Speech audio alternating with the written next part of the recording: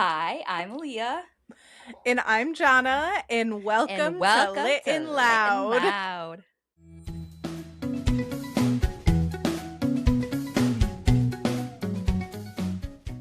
It's so perfect in my ears that it's fucking crazy. We're back. We're back.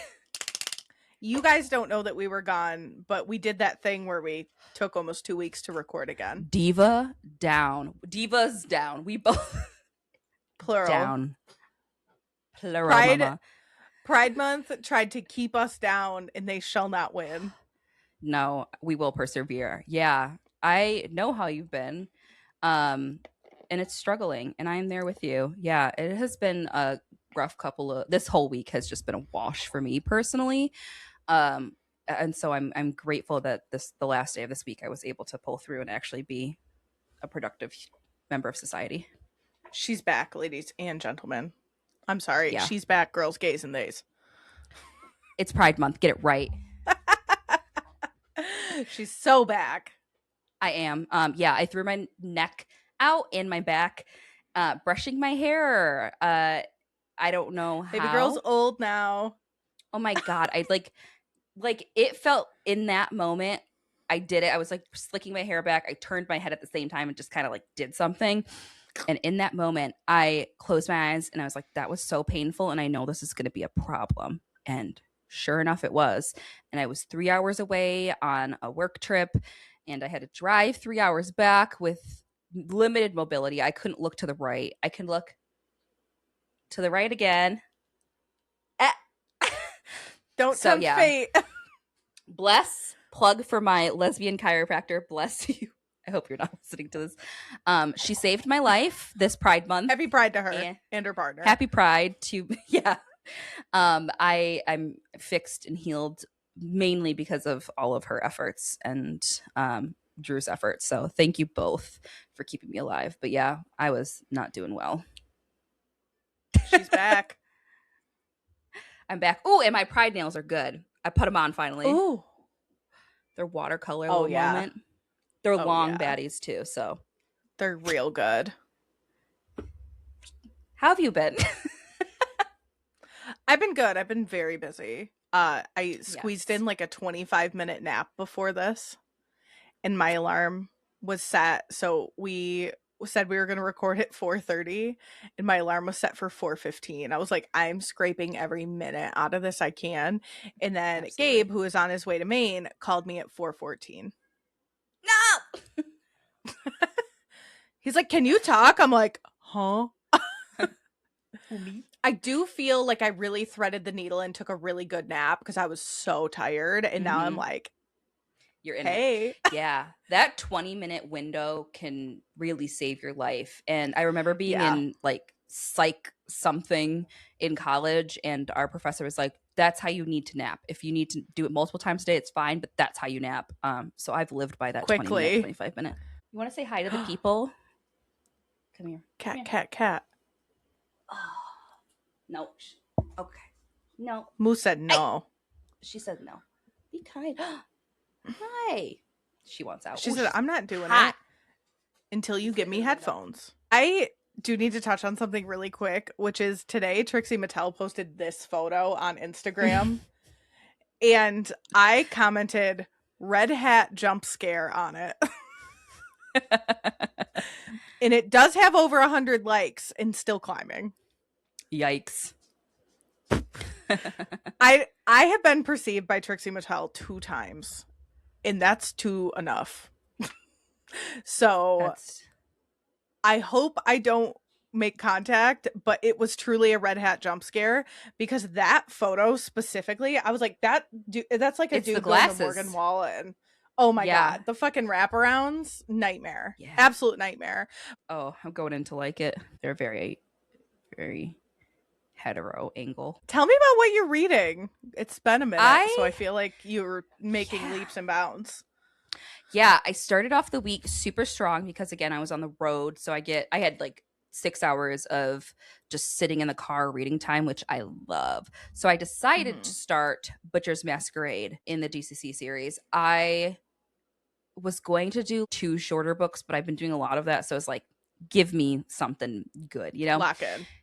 And it's funny because when I started the series, I was like, this is a lot to process and I have to like pay attention to it. And now I'm paying attention to it, but in a different way because I understand most things. But there are a lot of layers to the series now at this point. But it gave me, so we've been confused. I've been living in confusion land the last 2 books, Fate of the Gods and the Anarchist Cookbook. And they have like kept me like a little disconnected from the story, I think, because like the gaming elements and whatnot, the like background debauchery that's going on, the revolution-y type stuff I really resonate with. So I was happy to be in this. I know you started it, so I'm not really spilling anything, but I am very pleasantly surprised at how this series has kept me hooked at this point. I kind of dip. I've read a lot of long series, and this is before I figured out I don't really love heavy fantasy. So but yeah, this is one for the books. I do have to say this series will be probably like the top. I'm a big statement. This might be like the best series I've read of the year. It'll be really difficult. It'll be difficult to top it. So yeah. I also finished Lucky Day by Chuck Tingle, which was so good, which was your required reading. Very good. I am so glad I got to read it. And for Pride Month, I love me some Chucky. I love how he can write a book that feels so deeply stupid, like stupid. The stuff absurd, that's happening, but it's absurd, so serious, stupid, silly, and yet have this deep, raw, like emotional, like grief-stricken, this whole like breakdown of this grief complex, like everything happening in this like very relatively short book. I don't know. He does it, and I'm very excited for his newest release, Fabulous Bodies, that comes out in July. This kind of like, are you? I am. Could you give me the arc? I'd like to have the arc. We're trying to get an arc. No, but I have mean the arc. Chuck, if you're out there, we need to read. We will give it a positive review. Yesterday. I will like it. I know I will like it. I promise you, it'll be added to the collection. The cover eats, like that's what gets us. So Chuck's good covers, and just again the absurdity of his writing. So yeah, give it to me. Bring it. And I'm still reading through Nowhere Girl. I probably have like 20% left, but it's been very nice to have a brain thinky thing thrown in here too. So yeah, and like a slow burn of it. I like that. Yeah, we don't typically take a long time to get through a book. No. So I dip my toes in when it feels right, and I'm like honoring that instead of like forcing myself. And it's not by any stretch of the means, it's not a bad book. It's memoir, so I'm learning about this person as well as like learning more about myself. But it does get me at moments, and I'm like, "Ow! Oh, that was me. That's my experience. Oh, yeah." Youch. So, yeah, definitely in small increments, but enjoying it. What are you reading? I have read through my entire Pride TBR. It is June 7th. Woo! I've read them all except for No Fats, No Femmes by Max Hovey. The library did just add that, and I do have a hold on it, and I will get it by the end of the month, though. So, love that. I have completed The Dare and Losers Part 1 and 2. Incredible place to be at the beginning of a month. Just warm, fuzzy home. Love that for me. I did take like a lot of active notes that I will bring to the reading roundup of little bits and pieces on my second read through of that. I read Hold Me Like a Grudge by Celine Ong. This book was written for me, about me, by me, for my brain in the craziest way. It was so good. I finished the arc and immediately pre-ordered it, and I made it like just under the pre-order to get the special edition with like the trading cards and the whole thing. So I cannot wait to have that in my hands. I am so geeked. Found out while reading the book that Celine's a Swiftie too. Books written for me. This is one of them. Also, I cannot wait to get my hands on this freaking book. And I want the audiobook. I want I don't know if there's an audiobook, but I want it. I want to listen to it. I want to read it again. Me too. I want Celine on the podcast because I need to know who these wrestlers were. I do think that I know who Asher was supposed to be, but I'm just not quite sure on. Take a stab. I think his name's Caleb. I don't even have a stab. And the only reason I think I realized who Asher was supposed to be was because she made a cinnamon roll reference. So I think it's supposed to be Takeshita, but I don't know. We got to talk to her. We got to talk to her. Get on the pod. So bad. Celine, get on the pod, please. Emergency. Red alert. I'm so excited to read it. I read the first 2 chapters of it before I had to get into our current book that we're going to talk about today, and it was delightful. I just those two little sluts in a dog collar match. Written for me, baby. Yeah, I just can't. It was. What else? I read Pounded by Produce, and I must tell you, this book is not what you think it's going to be about, and it's actually kind of sad. It's a little paranormal. It is about, I don't think there's any spoiling this. It's about 2 priests that work together, but they're secretly in love with each other, and there's a spell on them where they can only exist as produce to fuck this girl that they're in this throuple with, because it's love at first sight, and they all have to come clean about their emotions, about the priest being queer and them being in this thing. So it's like a curse. Oh, okay. Happy Pride to those gay priests. Those fruity literal. I mean, don't get me wrong. It's exactly what you think it's going to be, but it's not at all what you think it's going to be. Okay. I might have to add it to the list because that sounds there's just significantly more morality to it. I read some crazy shit. I don't usually read shit like that, you know? Just Fair. Straight up a freaky smut novella. But yes, I would recommend. It's smutty, but interesting read. So nuts. The wait on this bitch, 24 weeks. Pride's canceled. I read She Gets the Girl by Alyson, Derrik, and Rachael Lippincott. This was a cute little YA sapphic romance, coming of age, dating coach turned lover situation. It was really sweet. This is one of the Pride recs that I pulled for our Pride post because I needed a yellow book, and I decided to honor our post and read the book. I had read the 2 of us read almost every single book on that list except for maybe 3, and this was one of them, and I'm catching up. I'm doing my part. Yeah. And then I also read Time to Shine by Rachel Reid, which is the last Rachel Reid book that I had to read, and it was my least favorite Rachel Reid book, but it wasn't bad. Okay. It read very young. The characters are very neurospicy, and they seemed really, they're only in their early 20s. I think they're 23, and it just seemed very silly, goofy, coming of age, figuring it out, doing the whole thing, which is fine, but it didn't feel as fully developed as the characters in the Game Changer series, and it certainly wasn't as fully developed as The Shot You Take. But again, it was good. I gave it a 4, but her body of work is so robust, you kind of have to. Right. Oh, I'm sorry. Here's your 4. Here's a great score. Great book. It's just not the long game. Yeah, that's the pinnacle. That's our pinnacle. It's the one. Yeah. I started The Butcher's Masquerade today, so see you next week. She's locked and loaded. What a first week. That's 7. That's 7 books. It's June 7th. In literally 7 days. No one's reading like you. I've been very bored. Not really, because I've been reading, but I've had downtime. Let's say that. Not a bad thing.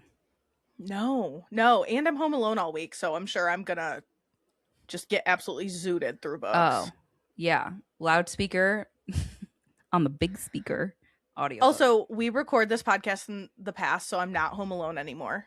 Just so you little freaks know out there. I'm safe. Don't come here. Do not come here. And I can promise you, I am never home alone, so. No. Godspeed. Aaliyah hasn't been home alone in a year. No. Yeah.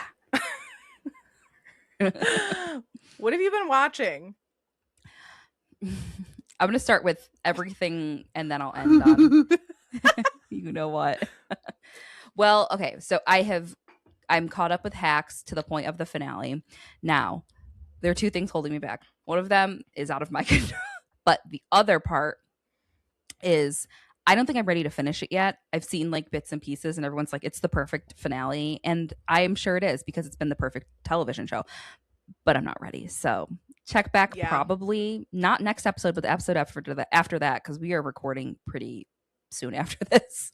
So I will decide when I am done. And this is how I am. Speaking of New Girl, I didn't watch the full episode of the finale of New Girl until like a year later because I couldn't handle finishing it. But that was like pivotal. That was but 8 watches ago. Yeah. Speaking of New Girl, we are in season 3 and we are at the Prince episode, which is episode 14. And I remember we were watching this and I was like, I need to pause and like talk about how transcendent this is to me. So I am a Prince fan, as a lot of people are. Prince is iconic and historically, the pop star of a lot of people's lives. And the thought of Prince, first off, agreeing to do a television show like this. So just a little context for people, you and other people who have not seen the show, but he basically comes in and does nearly a full episode of acting with them. Not a little appearance. Absolutely baffled to hear that this happened. If you ever watch any of it, maybe when you come, I'll make you watch it. It's like 20 minutes of your life, but I will watch that one episode. He acts. There's no laugh track, I promise you. It's not going to be as bad as you think. It's going to be worse, and then you're going to think less of me. It's not the Big Bang Theory. That's all I can say. All shade. He hops in about halfway through the episode, but absolutely acts his ass off. It's the whole premise of the episode is Nick accidentally says, I love you to Zooey Deschanel, and she leaves in a limo with finger guns. And she's like, why didn't I say it back? And she basically gets coached by Prince, gets dressed up and is taught how to say I love you and whatever. It's like, it's very kitschy and cute. But Prince leans in a way in this episode that makes me think that he was either a fan of this or was like Danny DeVito on Sunny. He was like, I have to be a part of this. Literally. But this is we're talking, this is like found God Prince, like the worst version of him showed up to this. Yeah, girl. This had to be I cannot wrap my fucking head around this. 15. This is the craziest thing I've ever heard, and I feel like I'm getting punked. Right. But he goes up there, and Johnna, he doesn't only act in this episode, and multiple scenes with different characters, in the storyline. He doesn't only do that. He writes a song with Zooey Deschanel, because Zooey Deschanel has her own band. Yeah. It was her and what's his face. Writes a song that they then put out. I used to listen to it. And they perform it on the episode.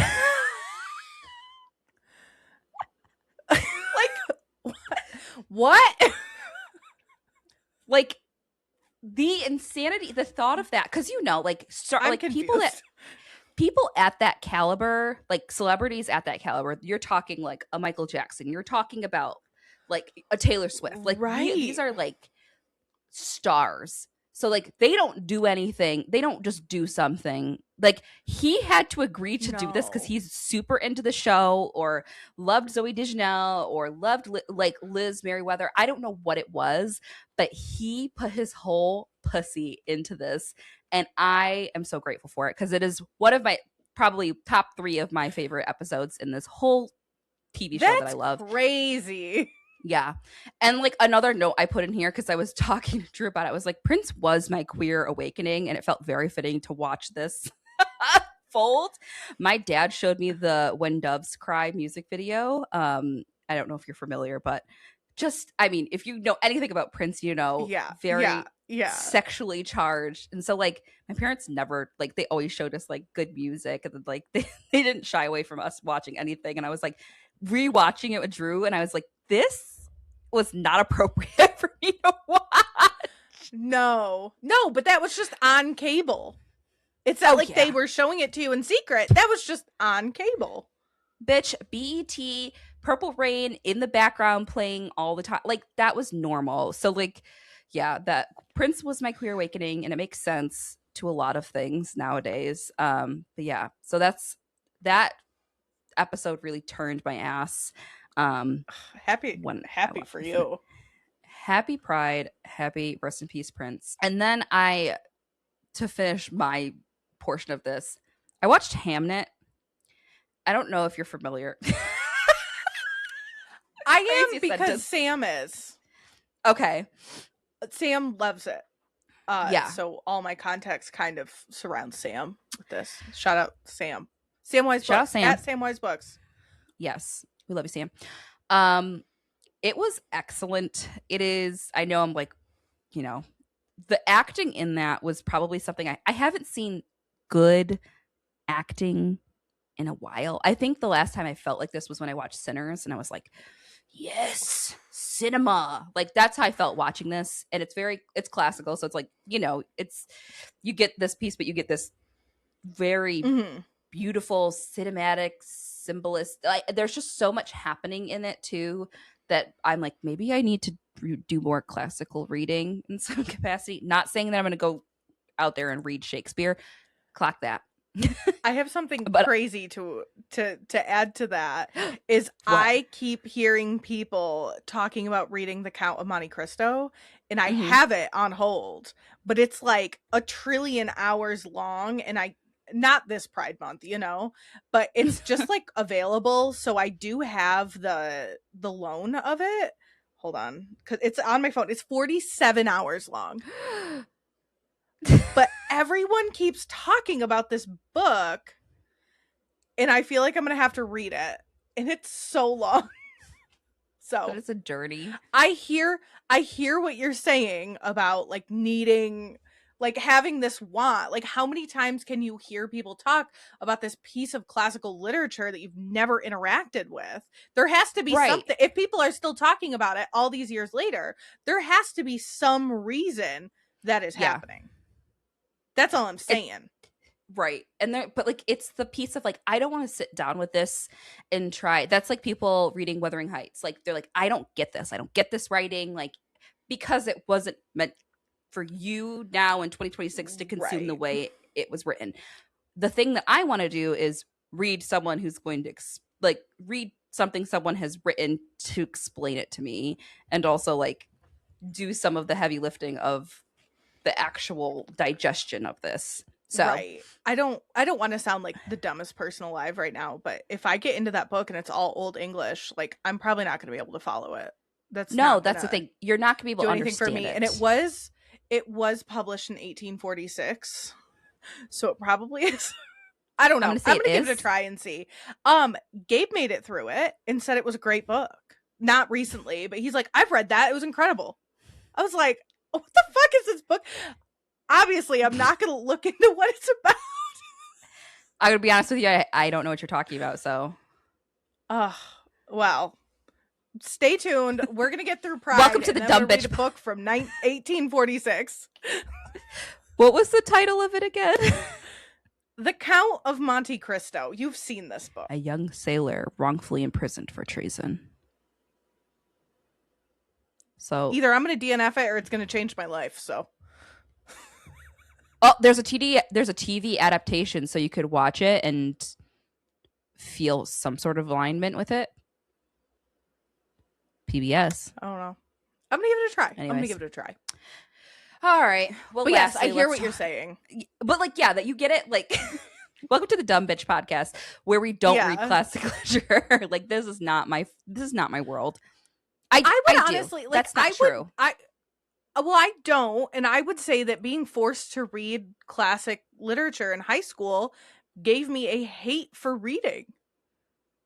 Like, being forced to read all these things that didn't, like, reading Shakespeare fully out of context in Old English that didn't make any, because I don't use, my brain doesn't work like that. Like dissecting things like that, I can have thoughts about it, but if I'm like battling the language and all that, like, I'm not gonna arrive there. So reading books like Great Expectations and all these old books just made me hate reading, because that's fair. hated being in class and reading books like that. So also, I know that Great Expectations is not by Shakespeare. I do not want anyone to twist my words. That is by Charles Dickens. Thank you.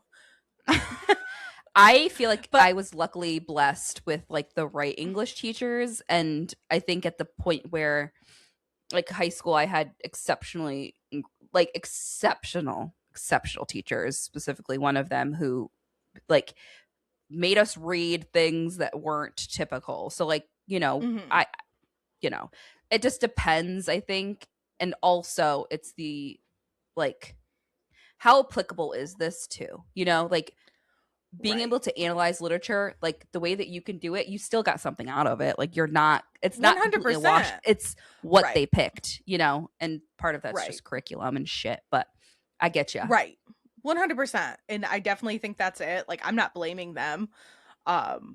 But yes, reading, and kids now read significantly more contemporary work and learn all the same things, which is way better, because that's just, I can't battle the language and my brain. Like, let me understand what I'm reading and I might pull something good out of it. Right. Exactly. Okay, I guess I have to talk about it now. I watched the Euphoria finale. So the best thing I have to say about the Euphoria season finale was that if you go to HBO Max right now, it says all episodes now streaming, which means there's no more. It's over and we're free. God bless. Yeah, because people were... God bless that, USA. We were a little confused at what they meant by season finale and not series finale. Yes, but it does say all episodes now streaming, so we are free. Free. Yeah, everything was expected. Spoilers ahead, I guess. Yes, Rue does die, but in the most mishandled way, personally, I think. Fucking people are terrible. like, well, it's realistic to what this looks like. No, I don't fucking care. It was a cop-out. It was kind of shitty, and it wasn't well done. There have been so many cinematic parts of the show that I think, like, really hit for us watching it throughout these years, and this whole season did not do that.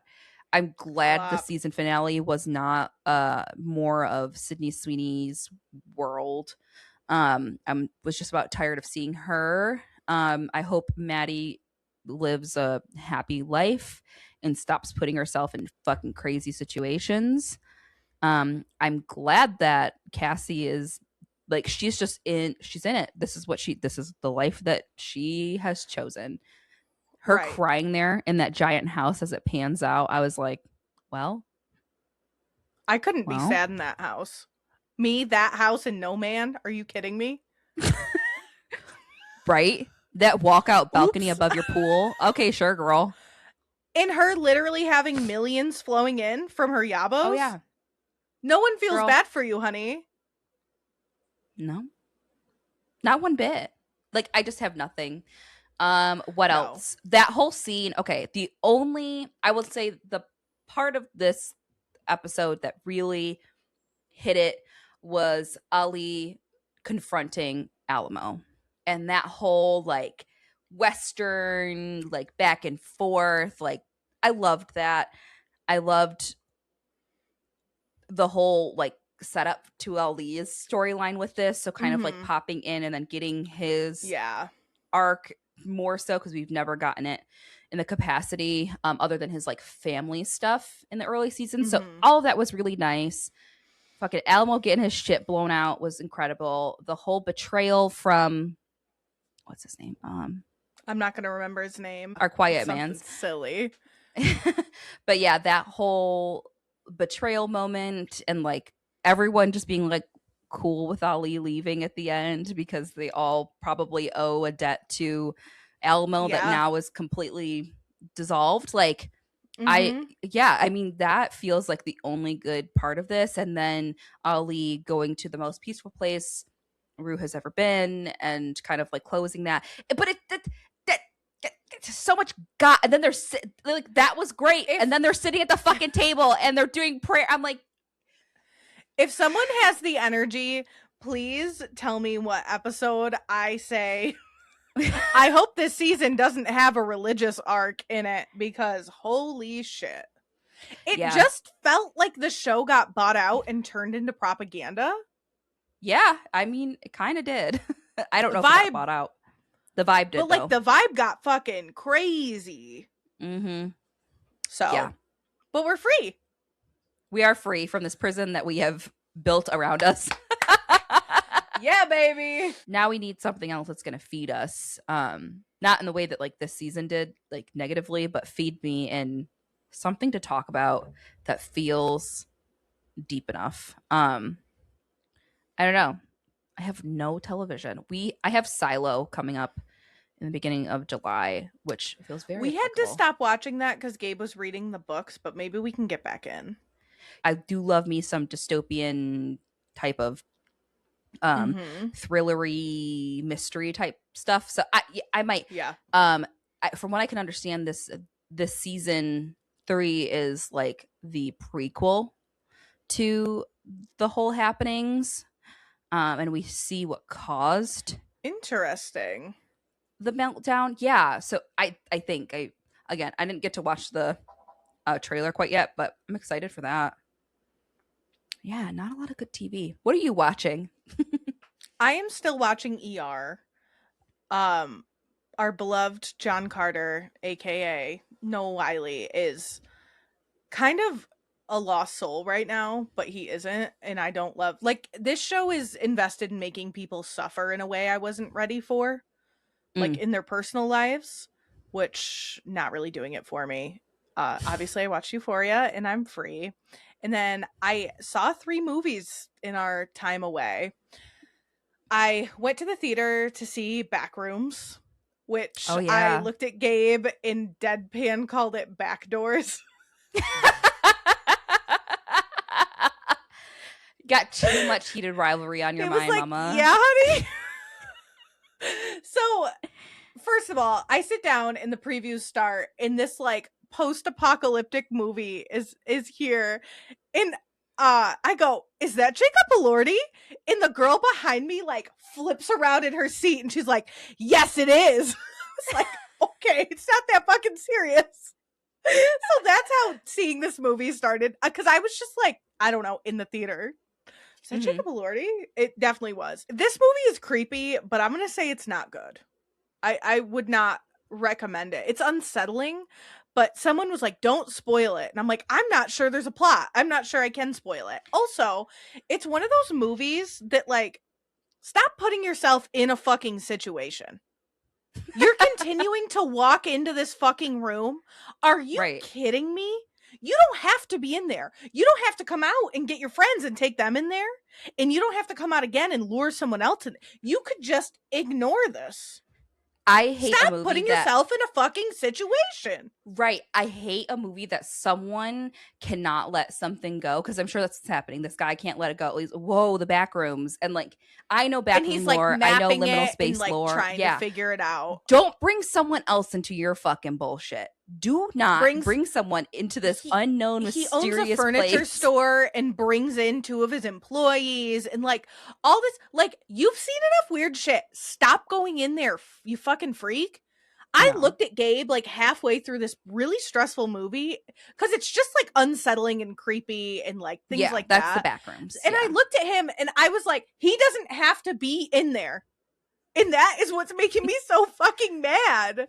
Like, you don't have to be in there doing all this weird shit. You could just go about your day.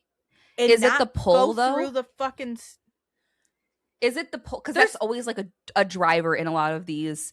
Like I can't let the mystery go, so I'm being pulled back into it, kind of thing. Kind of, but he honestly just seemed like an idiot to me because Okay, I wouldn't be in a situation. Yeah, true. No. I'd never be in that situation. That's the crux of the movie. You no one spend money to go see this movie. I am shocked the Rotten Tomatoes rating is so high. I gotta tell you, this movie did not do it for me. I think it puts people on two sides. Hater, but no, it puts people on two sides because you have the people who like part of the Backrooms lore is like the unknown and like it not making sense, and people are like, that's how it's supposed to be, because like I've seen the discourse about it. It's like, that's yes, and I agree. I think part of it is that, but also like if you're gonna make something for me to watch and digest, right, we have a sweet girl. Like I want to know what's happening enough to gather. Wow. You want to say hello to your fans? Angel of the pod. Oh, cute. You have like a meow in there or something? Nothing. She's like, can I go back to eating? Hey, like, so I was doing something. Yeah. Hey. Yeah, I don't know. I wouldn't say to not watch it. I don't think there's much to gain from the theater experience, and there's a lot of unanswered. Right. They do something like right at the end where you're like, I wish this movie was about that. I hope they don't make a sequel. We can all move on. And then the other movie I watched at home, and it was Pillion. Do you know anything about this? Yes. How was it? Sad. Yeah. So it's weird. If anyone out there doesn't know, it's one of the tall Skarsgård brothers and Dudley Dursley. And they enter a dom sub relationship. Yes, it was good. Gabe was headphones on, like watching reels, and he kept looking up going, what the fuck are you watching? And I was like, you didn't get in. But it's like, I don't know. Rachel Reid didn't a speech when she won one of those Canadian Choice Awards, and specifically said, like, we're in a place in the world where especially women want to watch men be really vulnerable. And I think that's really a topic of conversation in media right now, and this falls right into that. I think this is worth a watch. I did dive directly into the unrated version, which was a choice. I would say overall sad, but like good commentary, good things happening in there. And then the last movie I watched was Scary Movie 6. And it was simply one of the worst movies I've ever seen in my entire life. I think it has a 17% on Rotten Tomatoes, and I think that's generous. I did not laugh a single time. I do not remember. I haven't watched a scary movie in a hot minute. I don't remember the other scary movies being this awful. I don't know. Call me woke, but I didn't think it was funny. Yeah, I saw the like previews for it, and I was like, not my humor. It never really was, but I was very aware that Gabe kept looking over at me to see if I was laughing, and I did not laugh a single time. I think that there's definitely place for nostalgia like that. Like movies from the early 2000s that seemed really crude then, and you watch them now and you're like, oh my God, they used to make movies like this. But the language, the things happening. Yes, I was like, and I talked about this, not to sound like the wokest bitch in the room, but I talked about like the language they were using in Euphoria and how I thought it was unnecessary, and I felt the same exact way about this movie. And I'm not going to police how anyone speaks, but it wasn't for me. I didn't like it. But like that, to that point, like I feel like it also has to do a lot with people's willingness to step out and actually be creative too, because like that's easy to do. That's easy language to like lean on and try to make funny, and you'll get a small audience. Trust me, there's people out there that probably thinks that's the funniest thing they've watched all year. But to get someone to laugh with nuance and like actual funny bullshit, like you have to try really hard. You have to be like a Tim Robinson. Like that's the shit. So like Right, like you get it though. Like that's so nuanced and stupid. Oh my god. Yeah. So smart and like thoughtful. I don't know. People aren't willing to do the creative work, I think. And that's my fucking humble opinion on my pedestal over here. But they're not willing to do the work in the same way anymore because they're just, again, it's all about money. So wokest bitches in the room. Oh, sorry. Living out on Lit and Loud. Hey, what are you obsessed with besides living out? Living out. I am obsessed with grilling every meal like a 45-year-old man. It is summer. I can really rip something very quickly on the grill. So I've been grilling a lot for my family here, and no one has been upset about it. Really? Are you scared of a grill? Turning the grill on. Oh, I'm not turning the grill on. I just no. Oh, I don't even start a gas stove. I sound really dumb this episode, guys. I'm not. I'm not scared of a gas stove. I actually prefer a gas stove. I hate electric stoves. No, the grill, and also ours is broken, so you have to like do the dangerous thing and like stick the lighter all the way down in there with your arm, and I'm fearful every time. But yeah, my uncle does it for me. I'm like, hey, can you turn in a grill? I'm a little scared of it. And then I asked Drew to do it. I'll cook if you turn the grill on. Literally, Drew will do it too. So shout out to both of them. But yeah, I do not turn it on. But I have been enjoying grilled meats. I did cook for a whole graduation party. And like grilled and birria and did it all. So I've been enjoying summer cooking again. Hell yeah. That's like it falls to the wayside because you need to cook and like do it every day to survive kind of thing. But I do really enjoy cooking, and I have a big love of food. I'm happy to have like produce, and we went to the fucking farmer's market. I was well enough to do that yesterday, and getting produce it's made me happy. So and the second thing I'm obsessed with is literally lip gloss. It's called Eadem. They make these like luxurious, I'm going to call it luxurious. Where'd she come from? How do I get one? Usually I'm influencing you. They are a Black owned brand. So I was like immediately yes, because every lip product that I try from a Black owned brand has been incredible, like topicals. So yeah, I saw it on TikTok and the bitches were talking about it, but it is $25 a tube for their like regular size. And I was like, holy shit, I cannot commit to a lip product at that price point. But TikTok shop got my ass, and they had like a 3-pack of their bestsellers for $40. And I was like, well, I'll do that. Because I can try 3 of them. And yeah, I had a coupon too, so free shipping and shit. But yeah, I'm obsessed with these lip glosses. They're delicious. The applicator, it feels so. I just feel like the richest bitch in town. Like, look at that. Love that. So yeah, I'm obsessed with these. They're a lip treatment too, so it's not like they're a gloss and they're gorgeous and you can like wear them with like a combo. Like I did a little lip liner new one. Good. But I literally put it on before I go to bed, the clear one, because I'm not really a big clear lip gloss girly. I lay down. My hair would just be like, exactly. That's my dilemma. I try to do like a lip liner with it, but yeah, the clear one I use at night, and it's incredible. So highly recommend these. And I know they're super expensive. Love that. And I hate doing shit like this because now I know, and I'm gonna be like, nothing compares to that. This is me getting trapped into buying $100 polyester pants. Tell them. Angry about it every day. I love dopamine clothing, but why am I spending $100 on polyester pants? I don't care how cute the print is. That feels like it should be illegal. Yeah, it should be. I hate the burden of knowledge. I hate knowing that I actually want these things. I hate how good those pants fit me because they're polyester, and I want 5 more pair. And I want 5 pair, and I want to like the ease of it too, because like someone already did the hard work. I know. Crazy. What are you obsessed with? I'm obsessed with a few things. First of all, whatever the fuck is happening between Sean Evans and Kiki Palmer. Do you know about this? Like, do you know like before this episode? Yeah. Okay, good. Yes. Like her on his deep. Yeah. Yes. I am aware. I feel like I'm being toyed with, but I want to believe. Thank you. Why not? My fuck ass Bob is back. Yes, it is. Fresh. I'm real happy about that. Look at all that neck. Fresh little summer cut.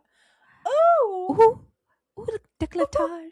Taylor Swift released a new song this week for the Toy Story soundtrack, which is a very me news item. Yeah. The song is a bop. Ooh. But this is just other Taylor news. Information has been leaked that her wedding's going to take place at Madison Square Garden. And I just needed to go on record and say, I think that she gave someone false information that gave that out to TMZ. And she is going to not do that. If she's definitely not doing my that. Fucking hat if she gets married at MSG. That'd be crazy. Wait, so she has an MSG show? Is that what's happening? Sorry, I'm not well versed. Oh, just in general. TMZ reports that Taylor Swift's 1,000-person wedding is taking place at Madison Square Garden. Okay, girl. Didn't she buy out that girl from her wedding date to have her reception? Also, allegedly, that, like, there's so much shit going on. I just don't think it's possible. So they were like, she's picking Madison Square Garden because there's underground parking and there's no windows and there's all this shit. And, like, she does have every resource in the world to make it exactly what it needs to be. So, like, if security is that big of an issue, maybe. But, like, fucking fly to Europe and rent out a castle, girl. You're gonna get married in Manhattan? You have all of the fucking money in the universe, and like my choice would be the most secluded, like with all of the security. Girl, no one with a fucking moat around it. I'd build an island. Fuck you. Like I don't be a billionaire. I don't think it's possible that that's happening, and I just had to say it on a public platform. Hilarious. Thank you for coming to my TED Talk. Then we'll hit book news real quick. And then the last thing I'm obsessed with is, we're going to be late to the party by the time this comes out, but the Hot Girls Reid trademark issue. Oh my fucking God. Yes. So if you don't know, a small shop owner, which is Allie Rose Co., do not support her, trademarked Hot Girls Reid, and everyone's angry, as they should be, because this is just a phrase that exists in the canon. Like, this feels like trademarking read more books or something so simple. So she posted 2 absolutely hilarious stories on Instagram. So she announces it. And she goes, this is celebratory. Of course, of course, of course. But I also want to, very gently, peace and love, say that I officially have trademarked, or have the trademark for Hot Girls Reid in the following categories: bookmarks, stickers, notebook covers / book covers, notepads, sweatshirts, t-shirts, hooded sweatshirts. I've seen Hot Girls Reid on lots of items from other businesses that follow me. So if that's you, please remove all the listings from your site as soon as possible. With love. Girly.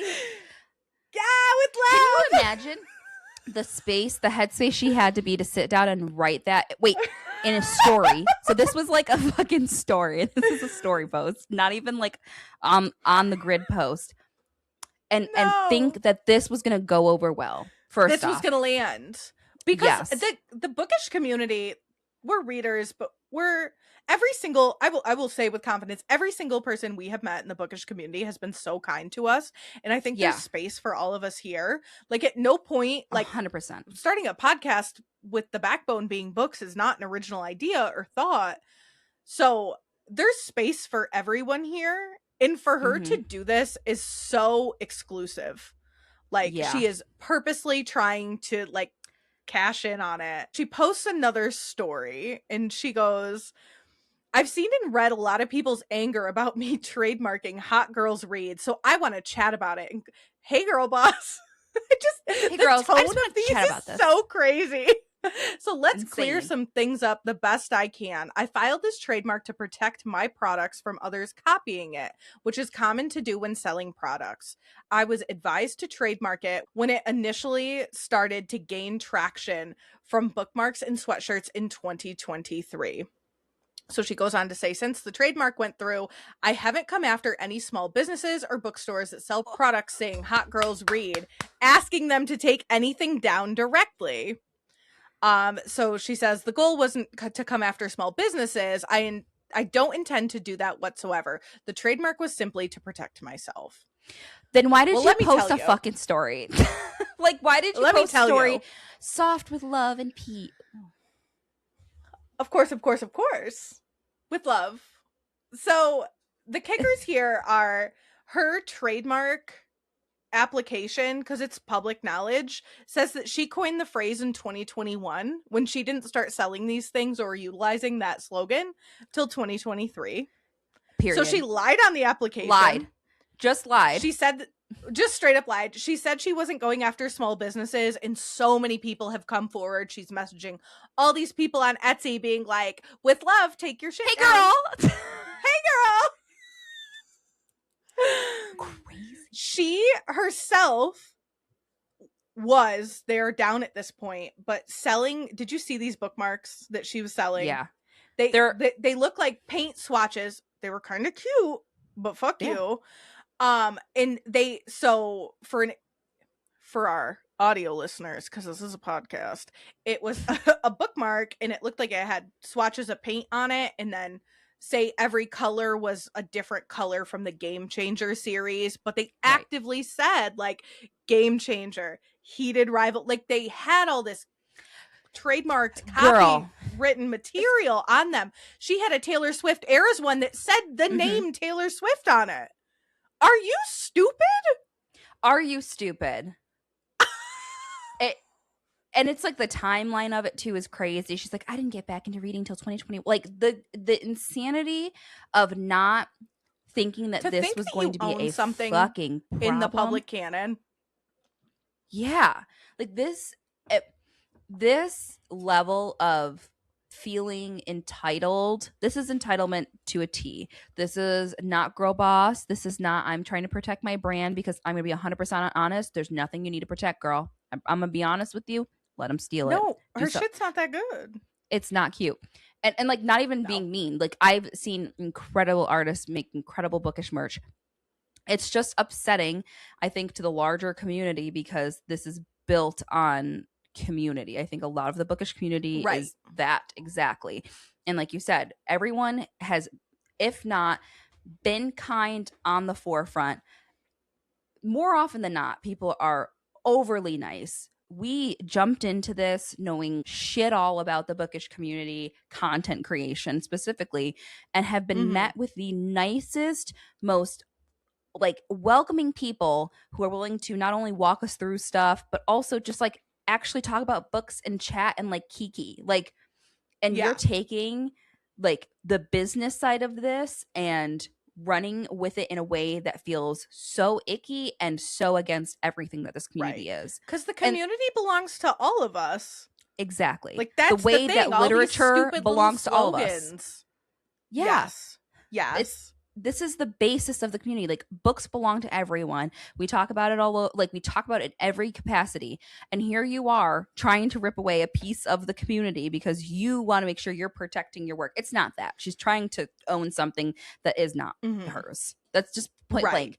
The other part of this conversation that kills me is I think the conversation around it. I've seen a lot of like and it's an echo chamber. So I've seen a lot of the like, this is unacceptable. This is crazy. Fuck this bitch energy. And then there's, well, she's young and she's like, we have all made stupid mistakes. And this is not a stupid mistake. This is a choice in basically weaponizing your business practices and and what it's doing is completely tanking your business. She has no, like, this is done. You're done now. Never again. And you know the craziest part is her own business name wasn't trademarked, so I think someone's exploring getting that trademarked. I think that like there was a trademark lawyer that was working on it or something. I don't know, with some I do have in the notes like a trademark strikes $1,200. They immediately crowdsourced it and hired a lawyer. So as of June 5th, it's June 7th right now, her trademark was already pending cancellation. Yeah. So she posted, one of her original posts was like, most expensive 2 letters of my life. And when she posted that TM, girl, you just cost yourself your entire business. You did. You absolutely did. And then you like it would have been one thing if she said, wow, hearing all of this backlash and like actually understanding why what I was doing. Right. That would be a completely different conversation. Bitch, you doubled down and said, well, I need to protect myself. People get their shit stolen every day. Of course. Peace and love, mama. Hey, girlie. Like, that's not applicable here. You doubled down and you did the worst thing possible here. You said, actually, I don't give a fuck. I was doing it for myself and my own benefit, and I don't actually give a shit. So that's saying, hey, all you bitches who love trinkets and treasures and little cute bookmarks that usually are on my subscription-based model, like, go fuck yourself. Like, this is not what this community is, and she truly picked the wrong one. I'm gonna say, like, picked the wrong ones. One of the specific questions I had for you on the subject was like, do you think there's a possible way she rolls out of this? No, she needs to just, because she won't humble herself. No, it's not saying it's not a notes apology. It's not getting on camera. You already doubled down. So you've already fucking lost your shit. You lied on top of it. And then expected everyone to not, I don't think she expected everyone to be, I don't think she expected the response at this caliber, this many people being involved in it, and then researching her. Cause it was very easy to figure out all this information. And she was not prepared for that. So I think it came genuinely, she thinks she was doing the right thing for herself. And genuinely, that's from a place of fucking privilege, because you are a white woman in this world and you expect things to be the way they are and no one to challenge you. But guess what? All of your other fellow fucking white women in the bookish community are looking at you crazy, sis. And you need to do better. And this is just a testament to, I think, an larger conversation, but in these communities, how we're holding these people accountable. Right, because she had nestled herself in a community with so much space and so much like goodness, and then immediately like tried to claim ownership on something that wasn't hers.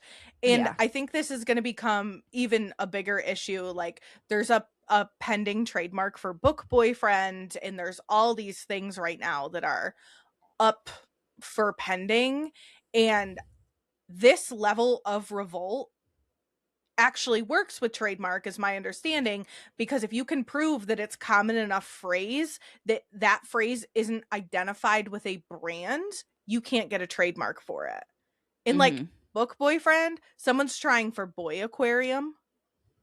Okay, everyone leave us the fuck alone, guys.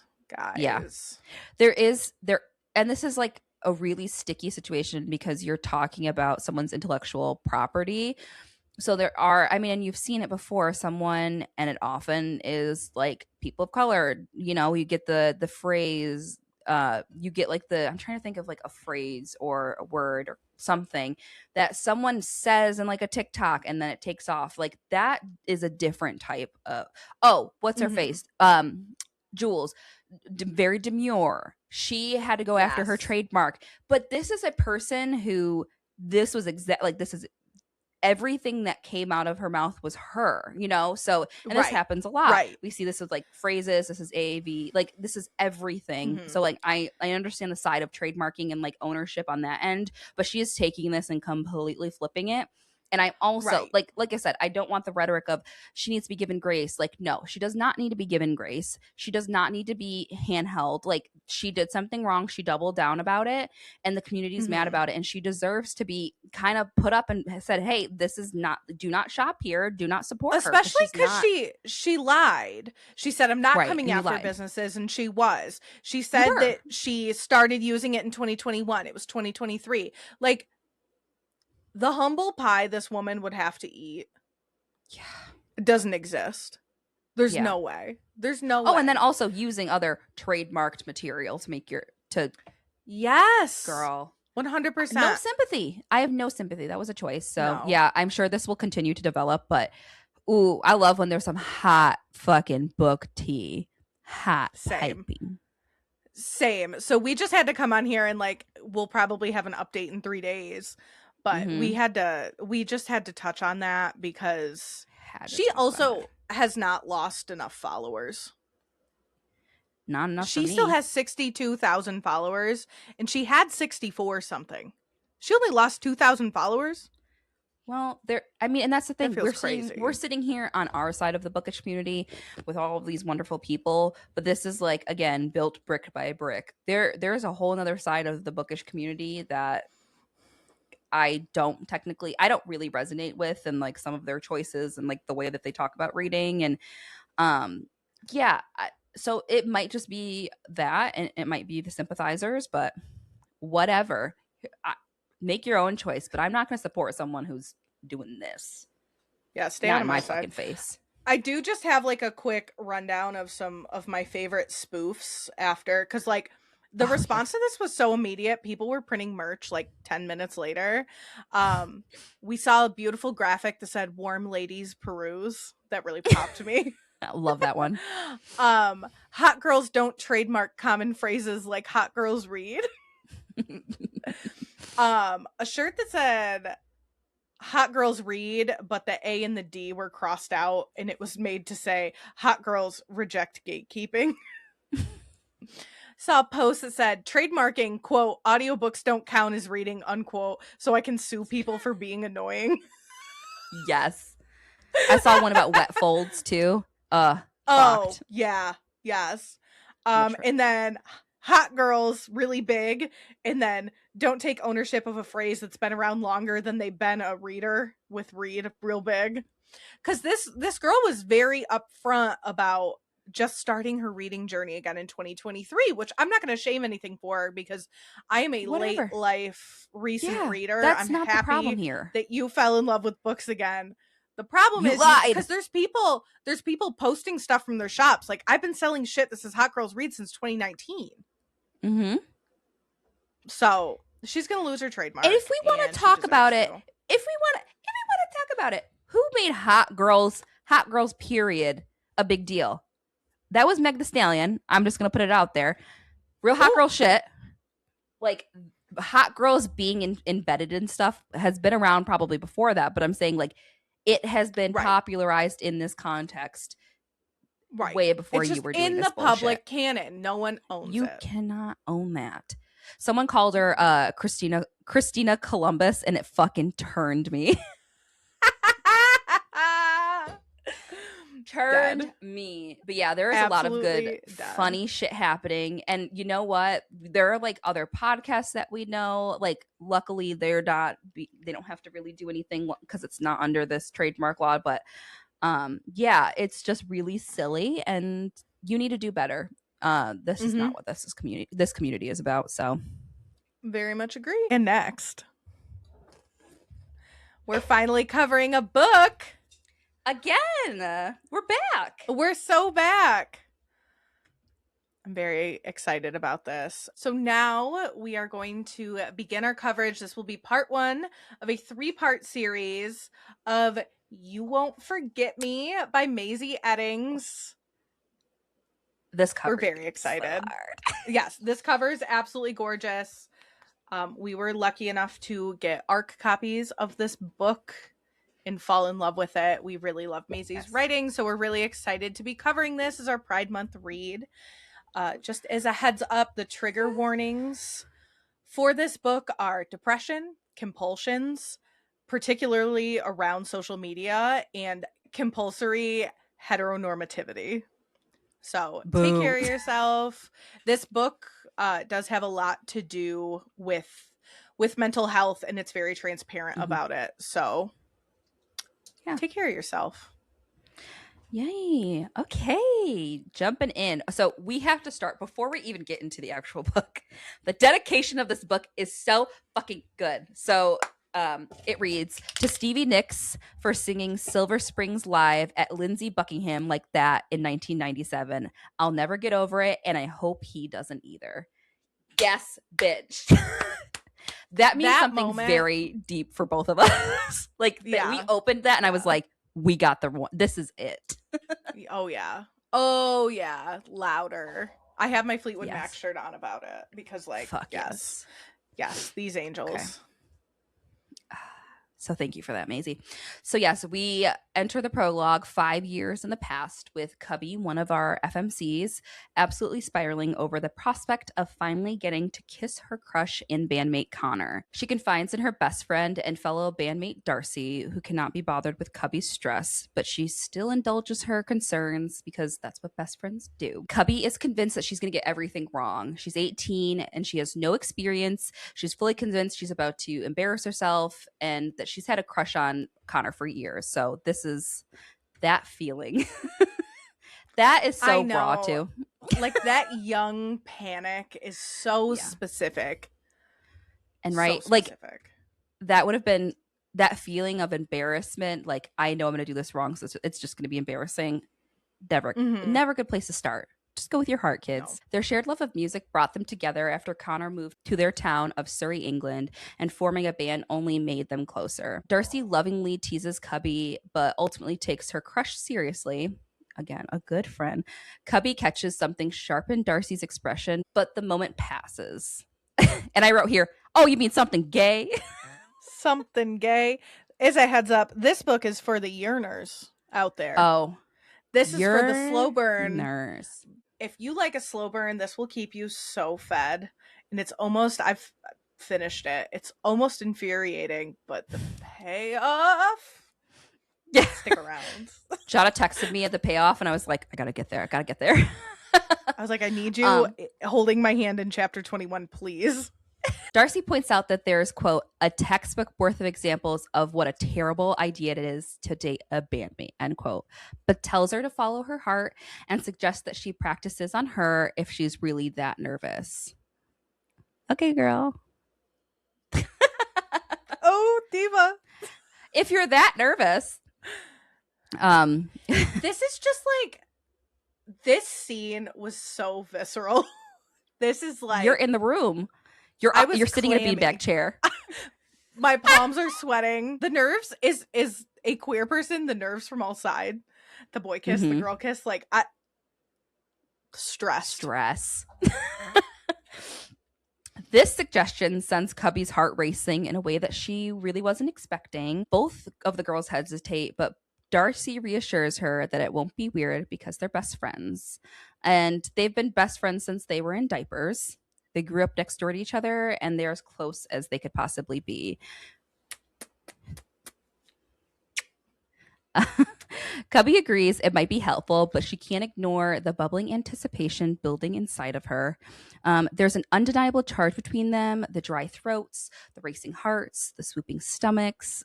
Darcy tries to break the tension with a joke, which kind of seems to be her demeanor, but it only makes Cubby unravel further. I can feel this moment being in the room and just like I said, I'm in a beanbag chair in the corner. Panic. Yeah.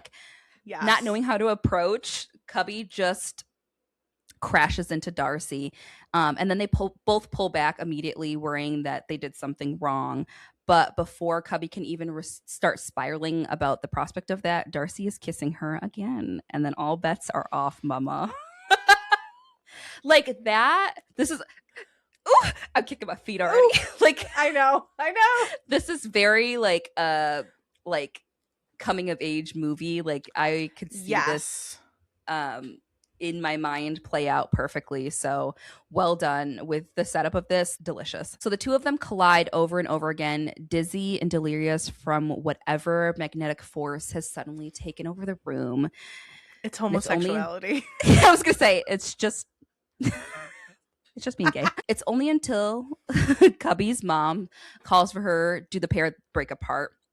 They're still reeling. Cubby's moms, both of them, walk into her room with Cubby's twin Oliver, and it's immediately awkward and tense. Apparently they were making so much noise that it sounded like the house was collapsing around them. Girls. Ladies. Cubby kind of tries to brush it off, claiming they just got really into band practice, but Oliver's kind of like twin intuition kicks in, and he starts like that, like only a way a sibling can do, being like, "Oh yeah, really?" Which just cracked my ass up. Yeah. Another layer to this is that Oliver is autistic and Cubby acknowledges, well, this is usually something that she appreciates about him, the directness. This is one of those moments that she could really do without, and I can feel that, sister. Yeah. But like, yeah, clocked so her tea immediately. But you turn it off right now. Hey, I'm panicking. I'm panicking. I just realized something about myself. Thankfully, everyone moves on quickly when they tell Cubby that Connor is here to pick her up for their date. May, one of Cubby's moms, asks if Darcy is coming along too, but Darcy recently got caught sneaking out and she doesn't want to risk it. Her parents are extremely conservative and keep her on a very, very short leash. They track her phone, they monitor where she goes, and they generally hover over every aspect of her life. So they don't exactly love that her daughter's best friend has gay moms and facial piercings and really questionable taste in music, but they tolerate the friendship because they know that Darcy and Cubby are unbreakable. Again, like really, this is like one of those puts us in a queer story. Yeah. We get this a lot, family. Like the found family, the dynamic, and it seems like even at this age that Darcy has a good community with living next door to Cubby and her family. So makes me feel a little bit better. And something I thought was so sweet here was, as Cubby's on the way out, Darcy asks if she can stay the night even though Cubby's leaving. And Cubby's moms are like, yeah, we'll order takeout. Please stay. Which is so sweet. And that's such a safe haven for her. Yeah, and like can just ask and doesn't have to be like, hey, can you ask your moms if I can stay? So love that for Darcy. So yes, Darcy asks to crash and Connor rushes Cubby out the door. But before she can go, she kind of takes a glance back at Darcy and she's unable to really let go of what just happened between them. They haven't been able to like talk about it. And that was obviously electric. And then you're going to go hang out with a smelly boy. Fucking man. Boo. So yes, Connor picks her up and it immediately becomes clear they don't actually spend much time together outside of practice. This is so teenage. This like it's so gross. Like so teenager hanging out with a group of people and it being considered a date. So yes, it's awkward, it's loud. They're hanging out with his older brother, right? Did I put that? Yes. Drinking beers, smashing bottles. Like no. Not a This date. is my nightmare. Stop making noise. I'm on edge. Right. My nervous system can't regulate itself. No. Please stop. And you know what she's writing? She's like the headspace she has to be in. She's like writing whatever feeling that was with Darcy. And now she's still nervous to kiss Connor. Like, and all of this buildup with him. And again, being that age, everything feels so big. So I would not want to be here in this body with her. Cubby. There are a lot of moments in this book that I don't want to be Cubby. Luckily, their fourth bandmate is also there, a pianist in the band, and they kind of talk and hang out, and she kind of confides in him and, has a safe place to land, luckily. Harry, Darcy, Connor, and I are all very different people, and I've often wondered if we would even talk to each other if it weren't for the music binding us together, the sounds we create weaving between us like shared DNA. And I love this quote. Both of us picked this out. The writing in this book is excellent. When we read Late Bloomer by Mazey, the thing about romance is no matter what they are, queer, straight, whatever, you kind of get formulaic with it. You know what's going to happen, and that's the comfort in some of these books. I love the way Mazey writes because it feels like a conversation. It feels like I'm actually in the minds of these people and less like an observer. The way that like Cubby has like internal dialogue. I really enjoy reading this. Yeah, exactly. I really enjoy reading the way that Mazey kind of emulates this and like does it. It's just well done. So this is a great example of it. How she feels about their dynamic, but like knowing that the music is what binds them together, weaving them like shared DNA, like incredible. Like good writing. So yeah, she's sitting there with Harry. They're talking all things practice and the details that they're working on for their new song. Harry mocks playing the new part of a song on Cubby's arm, and Cubby's like, hell yes, this is awesome. Like they really are vibing back and forth, vibing over the music. She calls Connor over to talk more about it, but Connor is visibly upset. And he's upset at Harry, Cubby immediately clocks this. She knows when Connor gets in one of these moods to let him kind of shake it off, and he will figure it out in his own time because he has one of those artist soul and he's deeply sensitive. I read that and I was like, fuck this guy already. I didn't even need to know 100%. Anything else.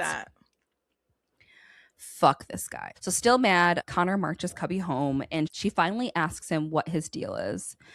He's jealous of the way that Harry looks at her and she tries to laugh it off, but he's still being like aggressive and really sensitive about it.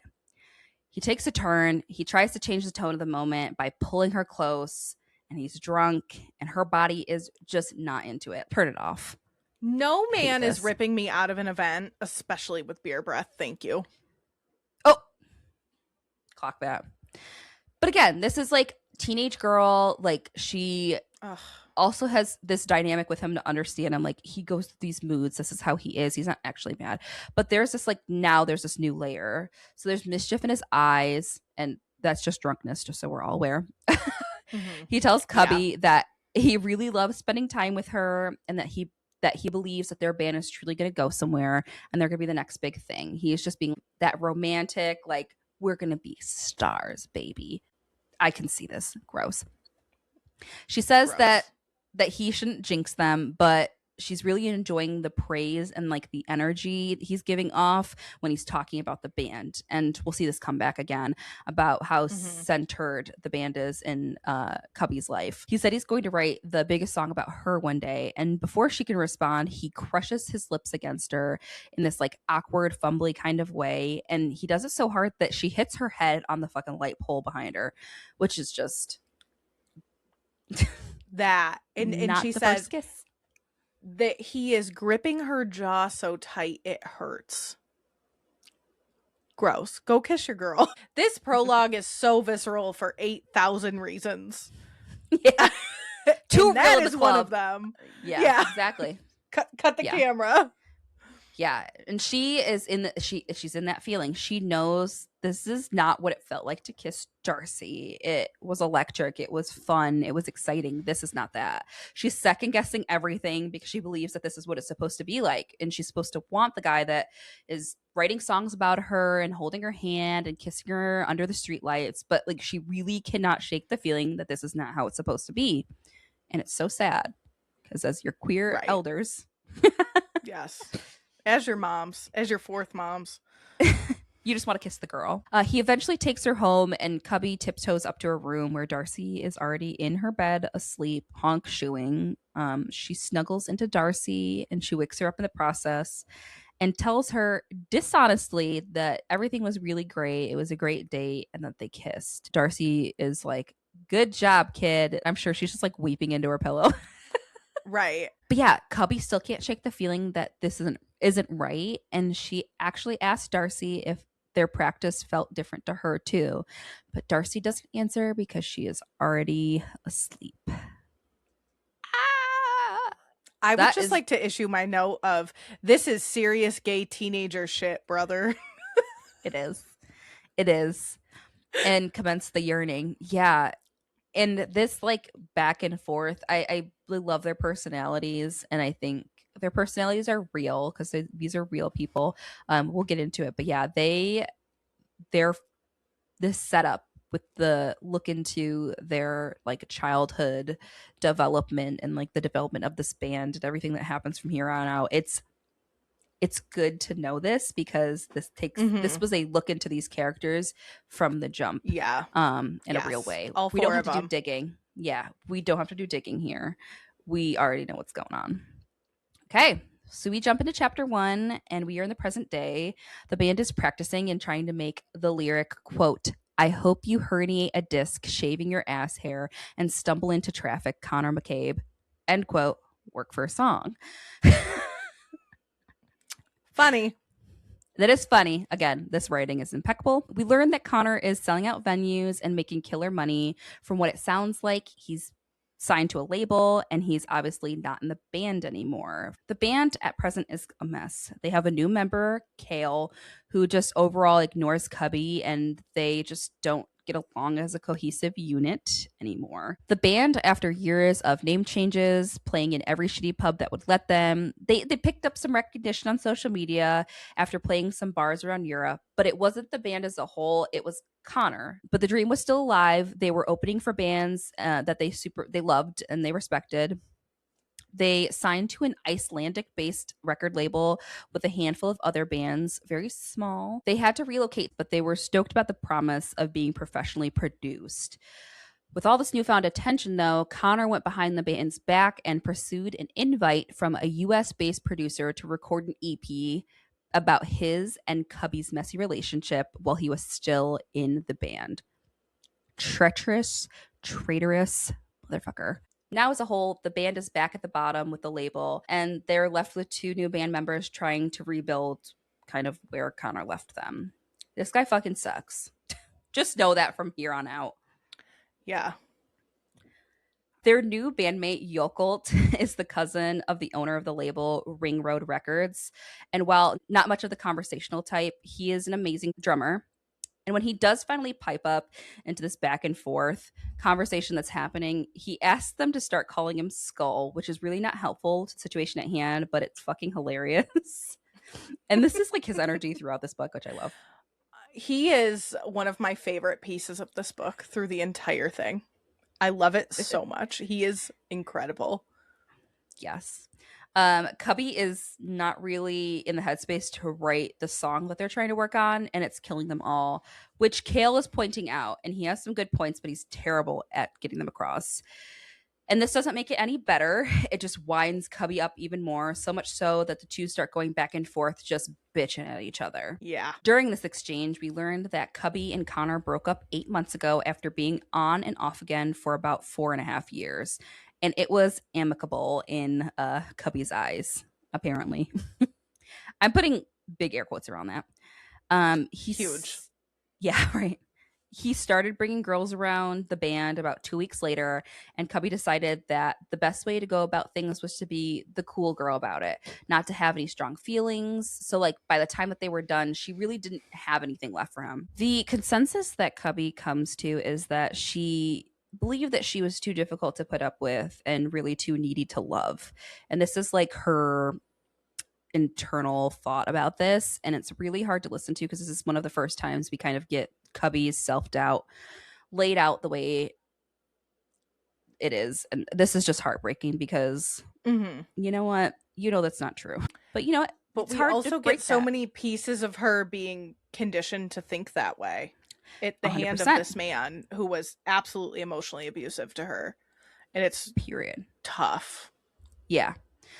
She never doubted that like Connor would be faithful to the band, but he ultimately wasn't. He jumped ship immediately after being handed a deal for an absolute garbage song. And here's a piece of it. Quote, "You roared like a bear, caught my attention. Was that just reality suspension? 'Cause now you're a meek mouse in our bed. Touching you fills me with dread." What's the tune of this too? You know, like in your head, what do you think? Just a shitty guy with a guitar. Yeah, big time. Strumming along. I immediately, like, putting myself in Cubby's headspace of if someone wrote this song about me and everyone knew it was about me and I was a being in the public eye, I could not handle the level of attention, the whole microscope of it, of everyone being like, oh my God, it's about her. Yeah. I'd collapse. This would kill me. And it's speculation too. So there's a piece of this, like, we know this is his last relationship. It's messy, the band aspect of it. And then it's also, this woman has her own shit. This is like for any woman who goes to this, but like she has her own band and her own thing. And like now it's completely tainted by fucking Connor, which we see. Right. Completely. Back in the studio, just as Cubby's about to crash out on Cale, Sigrun arrives. Sigrun is their 28-year-old owner, CEO, producer, publicist, PR, everything for Ring Road Records. And she's kind of just the head of everything. She's very girl boss, one woman operation, and I love that for her. I'm also stressed for her. She walks in and she tries to break the tension. She suggests that they need a name and they're not really a band. They can't feel like a cohesive unit without one. Harry pipes up and suggests the Moody Losers Club because morale is so fucking low. Damn. Spot on, King. Right. They bounce around more names and get even deeper in the shits about everything, about the song, about Connor, and they just continue this endless bickering. Sigrun has had enough at this point and tells them that she'll pick their name, and she floats the idea Tea Time Tantrum, which is great. Some wonderful alliteration. That's like the most European name I've ever heard in my life. I was going to say it feels fitting. And the group is not impressed, but they push on anyways because like they can't keep talking about this. Right. That's like the least of their problems. Right. And the real problem is that they don't have a single professionally produced song, and that's really grating at them. And it's because of Connor. They don't have anything that without Connor's contributions, basically. When the producer asks how the new music is coming along, the room so good collectively freezes. We're doing great. Because they have nothing. So can you imagine your producer being like, "Hey guys, I want to hear that new song." That's like the one thing they're united in, though. Like they're like, we're all doing so good on this song, and the song does not exist. Right.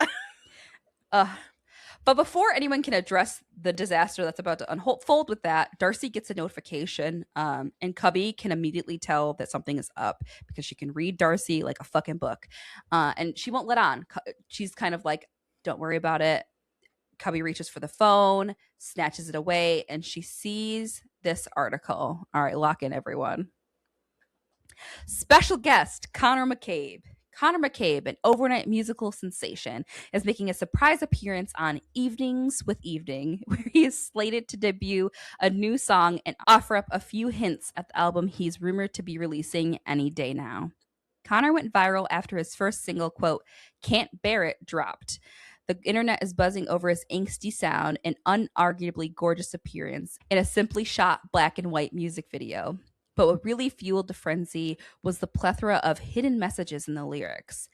In the age of social media, almost any couple has potential to become global gossip if the drama is juicy enough. And Connor's coded references to his former girlfriend and bandmate Cubby Clark, lead singer of a band that apparently doesn't have a name, have everyone intrigued. Some are even saying his use of Easter eggs is close to Taylor Swift's level of intricacy, end quote. Cut the camera. We have being to named this. First of all, being named next to a big name celebrity, like I can't. Also, fuck comparing him to Taylor. Like, no way any man could possibly be that smart. Thanks. I said it 10 minutes ago. I could not imagine being a part of the international rumor mill. Yeah. Just fucking kill me. Right. You don't full name, my full legal name up there too. Like that level of this is like I texted you, or I don't know, I put in the notes or something and I was like, don't let me go viral because like my feelings will get fucking hurt. Oh yeah. I would not be able to handle this. Cubby is understandably furious and really confused about why this is considered gossip. She says, quote, "It doesn't take a mastermind to pick up he's speaking of my apparently disappointing vagina," end quote. Girl, I promise you it's not disappointing. Darcy tries to comfort her, but the damage is already done. The article hit a fucking nerve. And Sigrun makes the unfortunate but necessary observation that they're all going to have to watch this interview unfold. Brutal. Guys, get me out of the room. And this is one of the places we get this in a lot of flashbacks where we see Connor upset Cubby and Darcy's there to pick up the pieces. Like clockwork. Darcy is always there. Platonically, though. In chapter 2, the band is exhausted and cranky. They huddle around a laptop at 4 a.m. because of Reykjavik time. They're all around watching Connor's New York appearance on Evenings with Danny Evening, which I fucking hate. Terrible. Sorry. Terrible name. Terrible. Cubby is just reading Connor for absolute filth as this unfolds. She knows every move he's going to make, from his artfully disguised tone that's meant to sell like this nice guy image he's really leaning on, to like the toss of his hair, the way he sits in his chair. She's clocking everything. And she calls complete bullshit. Knowing someone like that too. Like right. Someone that you've just watched charm their way through your whole life. Mm-hmm. And like seeing them get away with it on that scale. Maddening. And now it's affecting you, because like now this is affecting your life. I'm beyond personally affected, and these are fake people. These are fake people, and I hate him. I hate him. Oh my god, like, I hate him. What a power, because like we talked about this in Late Bloomer, the best friend in Late Bloomer. I remember texting and being like, I hate this person. I hate this character so much. And Mazey wrote this unlikable character so well that it's literally making me angry every time she pops up in this book. Mm-hmm.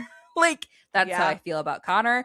And of course, this is like like we're dissecting this and like looking at all angles because we're doing this piece of it. So it's even more intense here. And like I said, Mazey is incredible at writing these really unlikable characters here. Back in the show, Danny Evening is working through his stupid ass opening monologue.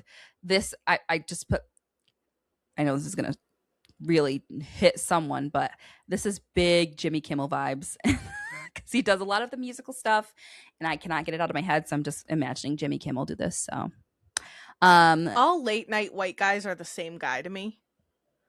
That is fair. It's just any Jimmy, it's any James Gordon kind of thing.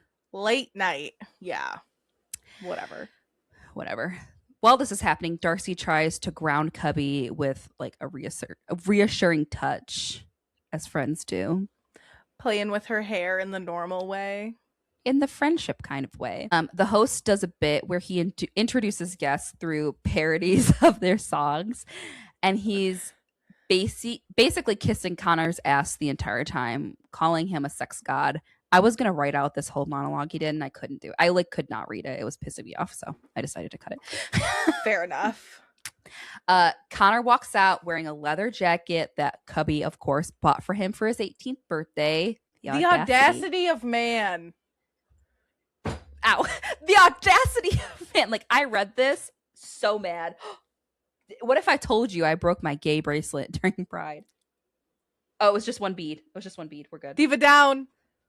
It was, will you come to the this is the one you made me. I'm coming to the cottage. Okay. Will you come to my cottage this summer? I will. He's laying the Irish charm on thick, which I personally love a little Irish charm, but not this fucking bullshit. We all do, but not his. Nope. He's really working the crowd, and he's really working Danny, of course. All anyone can talk about is how good he looks, and Connor is absolutely eating up all the attention. When Danny asks if he's always been this way, Connor responds, quote, "I'm not trying to be anything but myself." For our listeners, I'm choking myself. Which, oh my God, rightfully fucking sends Cubby into an orbit. And same, because I think I like stood up or sat up and I was like, fuck this guy. Yeah. She hits us with this incredible line, quote, "Does America not have some alliance to prevent this kind of bullshit? Because that dickhead has wanted fame and fortune since I've known him," end quote. And I just want to say, Cubby, do you know the America you're talking about? Right. 100%. What? But anyways. Can I also give like this absolute all-timer of a quote I pulled? Please. Cubby says, "I hope he gets crushed by a piano," which is the most Bugs Bunny ass insult I have ever heard in my life. That's the shit you pull out because when you're so mad. Yeah, because when you're that mad, you I hope want you wake something... up every fucking morning and you stub your fucking toe. Yes. Torrential diarrhea. Like this, like that level of mad. And like, I have been this enraged where it feels so nonsensical that you have to meet it on that level of nonsensical. So yes. I hope he gets crushed by a piano. Bugs Bunny Same girl. Bugs Bunny ass. Eventually, Danny, of course, asks Connor about his former band, and Connor immediately launches into the most PR-trained answer imaginable. Gotta get Hudson Williams out there instead. Girl. Couldn't make me hate that man, even if he tried. Quote, "I have nothing but the greatest of love for my old band. We're still close. We still talk. There's no bad blood between us, and I really don't think they'll mind me saying this, but it really wasn't a good fit. They were searching for a sound that wasn't right for me, and I sincerely hope that they find what they're looking for. There is so much peace in finally discovering the thing that clicks. You'd have to fucking sedate me. Sedate me. You don't get to go up here and play the nice guy. You don't get to do this. Right. And it makes me think of like all of the other nice guys and bands. This is... But like nice guys and bands, or even, you know, someone that you know, it could also be a woman that like really was not a girl's girl and everyone still loves her. And you're like... how are you still kikiing with the girls? How does everyone not know that you're like literally a piece of human garbage? How do you have so many people fooled? This is a feeling that comes up a lot in my life, funnily enough. And I just like hate watching garbage people win, like people that were really awful. We have to hold these people accountable. And like, how does Cubby launch a PR battle against a man who is now internationally famous that did so much damage to her mentally throughout the scope of the relationship, and now he's just on TV lying? Oh my God. I'd go into psychosis. No. Literally. And like not only just like lying about like the band and whatnot, but my personal life is now fucking looped into this bullshit. So I have my reality and then I have the fucking reality that everyone thinks. And it is so I like, again, that would send me into psychosis. Same. Yeah. Like I'm not the soldier for that. Don't put me in it. Danny eventually brings up the song, and Connor keeps serving a carefully curated, media-trained answer, insisting that there's no bad blood between him and Cubby, while completely sidestepping the reality of what happened to him and Cubby. Then he somehow manages to imply that she was the one who broke his heart in this cutesy little PR way, which sends Cubby spiraling all over again. Like I would be pacing hitting my head against the wall, pacing the room. Like, this is terrible. I don't want to be Cubby in this moment. The worst part is that she knows exactly what he's doing. Connor knows her inside and out, and he knows precisely what buttons to push and exactly how to get under her skin, and he's now doing it on national television. And this line absolutely wrecked my ass. But she said, quote, "I used to believe Connor would be the person to know me better than anyone, but now all I know is how much he resented my dark, ugly pieces," end quote. Do not make this fucking precious girl feel this way. She does not deserve this. Just like systematically broke her down from a young age. Yes. And we see the ripple effect of that throughout this entire book. And it is so heartbreaking because when you're 15, 16, 17, 18, 19, 20, 21, 22, it is impossible to not put your self-worth in relationships like that. And like think that this person that you're trying to pour it all into would do you a disservice like that. Like you just feel like you are what they've handed you. Right. And it's so unfair. Right. And it's not, the lesson isn't learned until like after.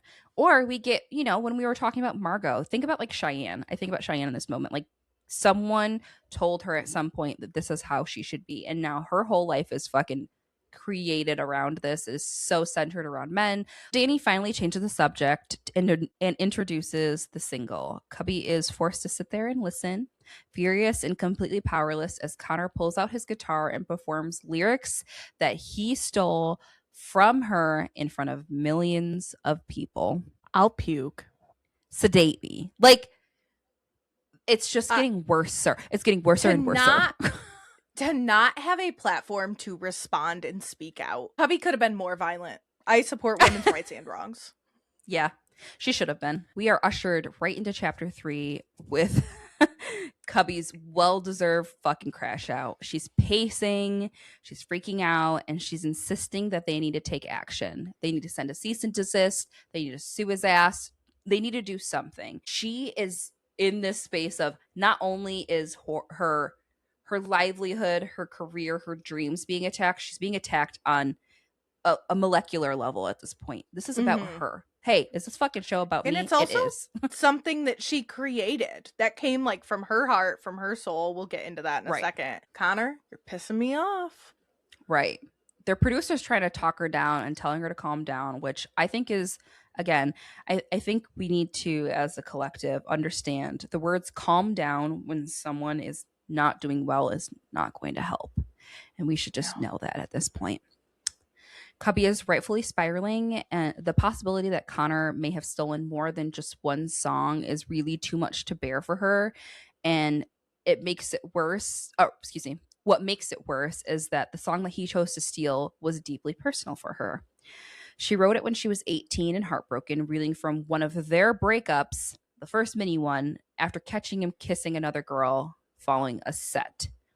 She poured all of her pain into a song, hoping that it would give her some sort of closure or acknowledgement someday, the way that Stevie Nicks turns Silver Springs into a message every time she performs it with Lindsey Buckingham. But instead, she gets this, which is so sad. Her mind then drifts back to when she first brought the song to Connor. He told her it was too much, too theatrical, which seems to be a theme with him. And at the time, she assumed it was part of the creative process, that he was kind of helping her become a better songwriter, and she wasn't trying to take it personally. And I want to say, Connor McCabe, you fictional motherfucker, I'm coming for you. Fuck you. Fuck you. Fuck you. It's a Justice fuck you, for Mark. Cubby. Oh my God. We're going to start a list, the lit and loud list of fucking band men. Yeah.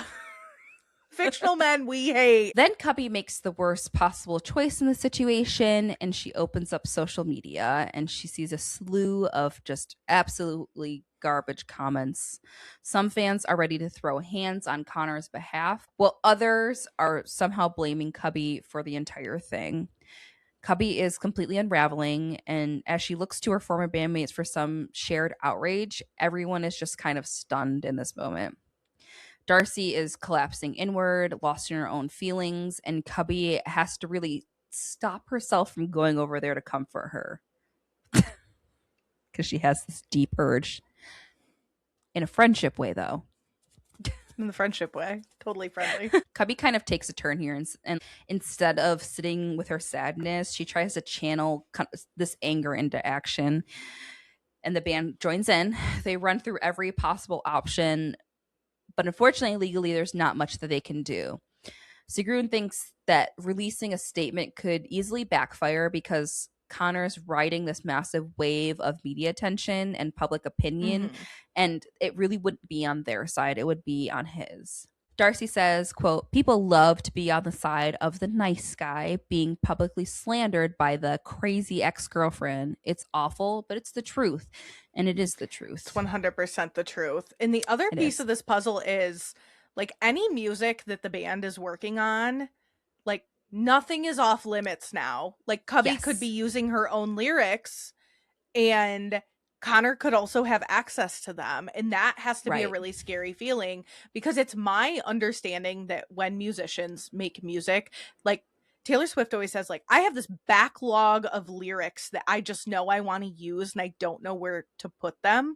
Like, when she wrote August with Meet Me Behind the Mall in it, and she straight up said, like, I had this note in my phone and I knew that I wanted to use the line Meet Me Behind the Mall. And it was in my notes for years before that came out. So not being able to dig back into your archive that you shared with someone so intimately has to be terrifying. I'm not a creative in that way, so I can't, like, even put my brain there. But that has to be so scary, because now it feels like everything you've ever made is off limits. Because he has the big producer. If he beats you to the jump, now you're the thief. Right. And the other piece of it too is, like, it's not just like the lyrics that she's worked on. No, this is like, it comes from experience. It comes from these, like, raw. It's one of those types of, like, scenarios where it's not just like a good catchy song that will rip the charts. No, this is like my life, my feelings, my experience that you're capitalizing on now. Fuck you, Connor. And for him to steal a song that was written about his shitty ass. And it's about you. Yikes. The audacity of man. Crazy. With all that being said, though, Darcy doesn't care. She says, quote, fuck the optics. It's all about telling the truth. end quote. And this is again one of those examples of her swooping in to like kind of be Cubby's support here. She believes Cubby deserves the credit for the song that she wrote, and we all do. And she stands up for her like any good platonic girlfriend should. Sigrun isn't convinced fully. From her perspective, there are really no good options, and the only real path forward is completely severing ties with everything the band used to be and starting from scratch. And they all, unfortunately, agree. We jump into chapter 4, where we open with everyone still at the studio a few hours after watching the show. No one's left because the commute out of Reykjavik is 45 minutes, and it's not worth it in their current emotional state. Everyone is kind of just sitting there, paralyzed in their own little circle. Darcy and Cubby are platonically cuddling, of course. Cale is tuning his violin. Harry is like plucking away at the piano. And Cubby knows that they should be working, but everything is still really raw. Even the thought of trying to create music feels exhausting. She's spiraling and she's wondering if she's too sad to make any good art anymore, or maybe even too sad to be loved. And I wrote here, I love an angsty bitch, but if you don't look down at the woman laying in your lap who wants to munch on your box, girl, I don't know what to do. Hey, I know. I need you to channel. Buckle up, because you're gonna get put through the fucking ringer. Oh my gosh. But yeah. that quote is, I know I'm too sad to be loved. Connor proved that time and time again. Connor? Like the literal damage this man has done to this poor girl. And it's so real. It's so real. And that's the thing. Like we it's all not have even heavy-handed. Like, it's well written, but it's so sad because we've all lived it. So sad. There's a piece of this relationship. I mean, if you are musically inclined and this is like really touching on that end, fuck yeah. But there is like at its core a piece of this relationship. I think any of us who have been in shitty relationships or have been in a relationship where our self-worth is questioned or constantly negated, it resonates. And this unfortunately does an incredible job of it. And I think that's why, like, I had a visceral reaction, because I'm like, how dare he? Because the little boy who did this to me couldn't even touch it. And you know what, Cubby, you don't need it. Like, I'm sitting here like, girl, you don't need to feel like this. Especially because there's a nice lady that loves you. A lot. The group continues to collectively do absolutely nothing until Harry suddenly whips around with the energy of a man possessed and starts playing a dramatic melodic piano rendition of WAP by Cardi B, which I think is the best icebreaker you could ever conduct. Great job. Yeah, let's get into it. Right. Just be silly. Naturally, everyone starts to join in. Cale picks up the violin. Darcy starts belting while performing Kegels that would, quote, make Adele proud. And even Skull is tapping along and giggling to himself in this moment. And you get like a little cute little look. Like I want to be like on the other side of the glass. Like, yeah, I want to be in this beanbag chair. Yes, right. They're having a little bit of a moment. I think I am one of those people that, like, if you can make me laugh in a moment of stress, it'll make me feel better. Like, I am immediately lifted a little bit.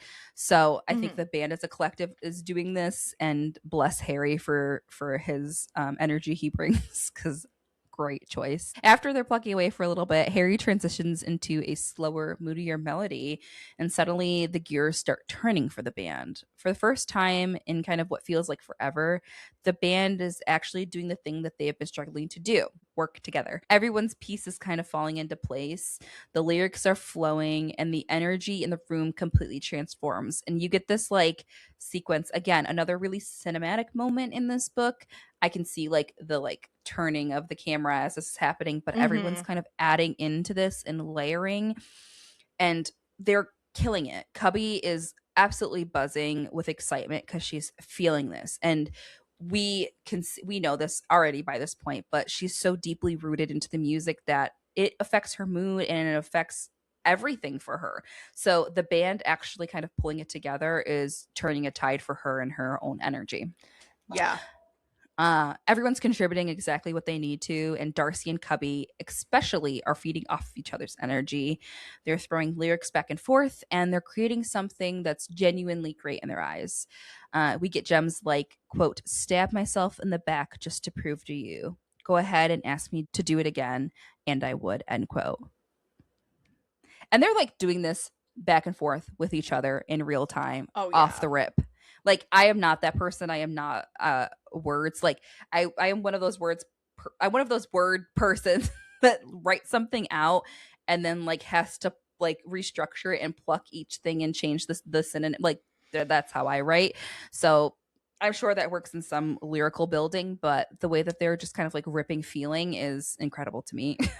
Knowing that Mazey's such a big Swiftie, I really like thought of every video I've ever seen of Taylor like voice note recording, and the way she riffs on songs, like she gets a thing and she starts piecing lyrics in like da da da da da, like she knows like the cadence of what needs to go in there and then starts.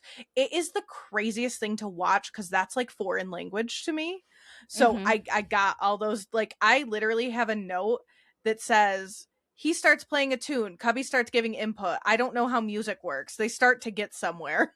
Like, this is so foreign to me, but I can see it all playing out in front of me, and it's so sweet that they're like getting somewhere and they're stumbling over the lyrics and they're picking it up, and like that's the best. Everyone is so deeply connected, and it's all just happening for them here in this moment. And it actually, for the first time in this book, I feel good.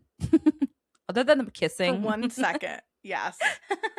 At this point, once they finish, they all are kind of like silent in disbelief. And then they break, they scream, they celebrate, and they even like embrace each other, which felt impossible earlier in the day. They're still riding the high, and they decide to keep at it. They're analyzing chord progressions, and they're writing lyrics on phones, and they're kind of doing the Taylor Swift thing of like voice memoing it and listening to it and changing things until they couldn't listen to the song anymore and they had to like give it a rest. And naturally, they decide the only reasonable step is to go to the pub and celebrate this newfound energy in the band. I was riding this high. I'm so happy for them. Yeah. Jumping into chapter 5, the group is heading to the bar to celebrate their breakthrough. Cubby wants to be excited in the moment, but she's really struggling to feel hopeful. No matter what they accomplish as a band, she really can't seem to escape the feeling of being in Connor's shadow, which we've talked about now a couple times, but she really reiterates this in this like internal monologue in these little moments. They're actually united. She's such, I should feel excited. I should be, elated, but I really cannot. Right. I can't tap into it here. Right. They've been living in Reykjavik for like 3 months now, and while the city is really beautiful and serene and dreamy, she's having a hard time building something as intimate as music with new people while simultaneously dealing with the public scrutiny and the aftermath of her relationship with Corn Dog. I put here. I was writing this really, I could tell I was writing this late the way that I have it written. My notes get fucking crazy. I'm sure the end of this episode is crazy because I was doing it at midnight. She's dealing with all of this heaviness and she cannot separate the two. She can't, they can't exist in the same space, rather. This is all happening to Cubby, and this kind of feels unprecedented. You can't really sit with someone and be like, I relate with, like, there are very few people. She can't call up Stevie, so she has to sit with this in the public eye too, and also try to build on her own dreams. And even though something is working out, it is always going to be, unfortunately for her, the feeling of Connor shadowing her is ultimately going to win over everything. In efforts to try to stop herself from spiraling, she finishes her beer and immediately does what every drunk person does. She opens a text message and she starts to write to Connor. She's so tipsy at this point that she ultimately can't formulate a text message, but she hits some banger ideas, and this one made me cackle. Quote, you wouldn't even have a hit song about our lackluster sex if you hadn't taken all of 10 minutes to figure out how to make me come, you ham-fisted miscreant, and your breath smells like butter. Find a dentist for fuck's sake. End quote. No notes. She settles on, quote, you're a real piece of shit, you know that, end quote. Darcy intervenes. It's all good, and she saves her from more embarrassment because while it might have felt good in the moment, it wouldn't have felt good tomorrow. She tells Cubby that she's really proud of her for only partially melting down after everything that happened with Connor today. She says, quote, "He's a line in your songs," end quote. And I clocked that. Thank you, Mazey, for that Fall Out Boy mention. But the other piece of this is Darcy saying, "I'm really proud of you for how you handled that situation because you only partially crashed out." Yep. When she's like, "I fully crashed out and I'm unlovable because of it. And it's been proved to me time after time." And like Darcy's like, "No, you're not too much. That's not how this is working." No, you're actually allowed to have feelings. Surprise. Yeah. Yeah. In this moment and many moments in this book, there's so much tension between the two. We are interlocking fingers and she's rubbing me with her thumb or something. And wow, it's fucking electric, but got to push that down. Like right. Or like every quote about like getting lost in her eyes and like the beautiful blue of her eyes and like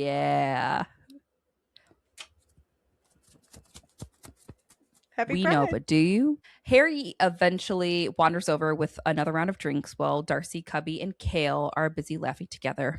He's relieved to see Cubby smiling again, and he admits that he misses this version of her. She is hit by this and knows Harry is seeing a version of her she doesn't really feel, but she doesn't want to ruin this illusion. She says, quote, "My heavy emotions aren't for Harry. Aren't for anyone but me to sink under when I can't sleep, wrestle within my brain, and that won't shut up. The only other person who caught a glimpse is Darcy," end quote. So she's deeply aware. I want to say, yes, she's very self-aware.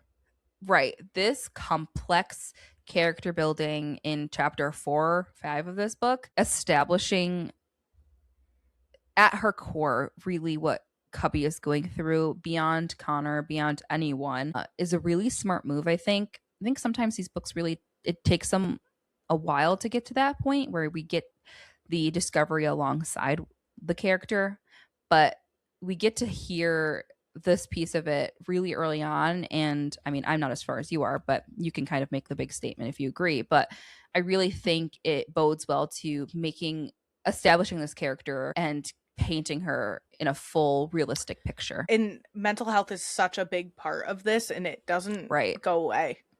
It really doesn't. It is ever present, and I think a lot of the reviews kind of mention like this is such a storm cloud at times, but it's the reality of the situation. Well, our homegirl Cubby is really feeling it. She's leaning into Harry, and she goes to whisper something into him, but he turns his head at the same time, and as she does this, they accidentally brush lips, which is like this whole setup. I'm like trying to react in my brain and how this happens, but this is only like a drunk, sloppy person hanging on to someone, trying their best to stay upright.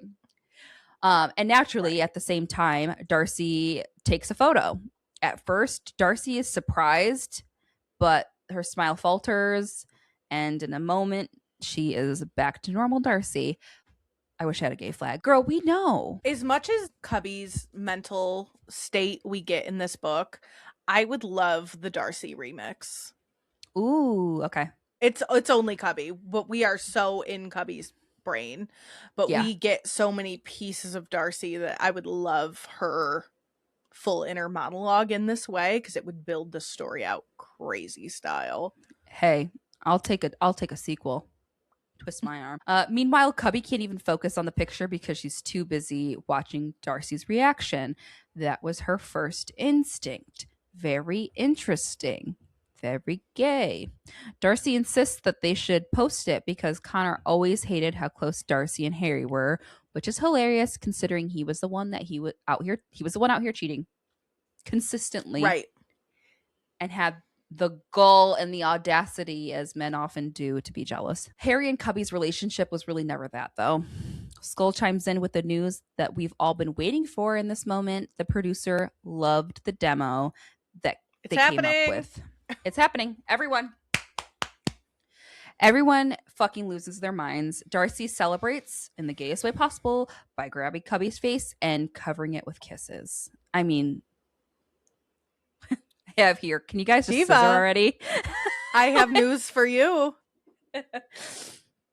So everyone is just absolutely geeked, riding the high of all this excitement. Darcy drags Cubby onto the dance floor. And as they dance, Cubby can't stop looking at her. And the tension is really tensioning right now. Damn right it is. This back and forth really, again, kicking my feet up, tee-hee-heeing. Darcy takes the opportunity to be an absolute fucking tease and says, quote, I need to tell you something. You're a terrible dancer. Of course, with that delicious long pause. We know what you're doing. We know what you're doing. Well, she has to find out. Yeah, right. Trying to get her in rhythm, Darcy takes Cubby by the hips and guides her to move with her. And Cubby is just feeling her fucking oats in the pub. And not we are in left. The perb. Right? In Reykjavik. Like, they are so deeply horny for each other. It is sickening. I guess people who aren't well versed in the bookish community, I feel like romance puts me through this more often than a lot of books will. The payoff for romance is that I get to go through whatever emotions I get to go through alongside these people, and when it's gay, it's even better. And so this is why I find myself claiming romance when people are like, what kind of books do you read? I used to be like a little embarrassed. I don't know how you feel about this, but I used to be a little embarrassed to say like romance in general, but I'm like, I love romance. I love nuanced romance. I love queer romance. Like, I really lay into it, but I'm like, I used to really be embarrassed of that, and I am totally not now. I'm like, you're going to hear about it now because you asked. Yeah, I'm kind of insufferable. I don't talk about books a lot in like my everyday life, I guess. I guess I don't get posed with that question a lot. I would definitely say I read romance.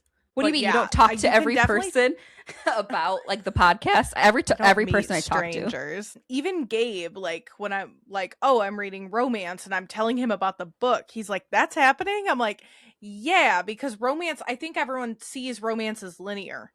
Like, oh, then they fall in love and then they kiss and then like, but it's like, no, contemporary romance is so different. Yeah.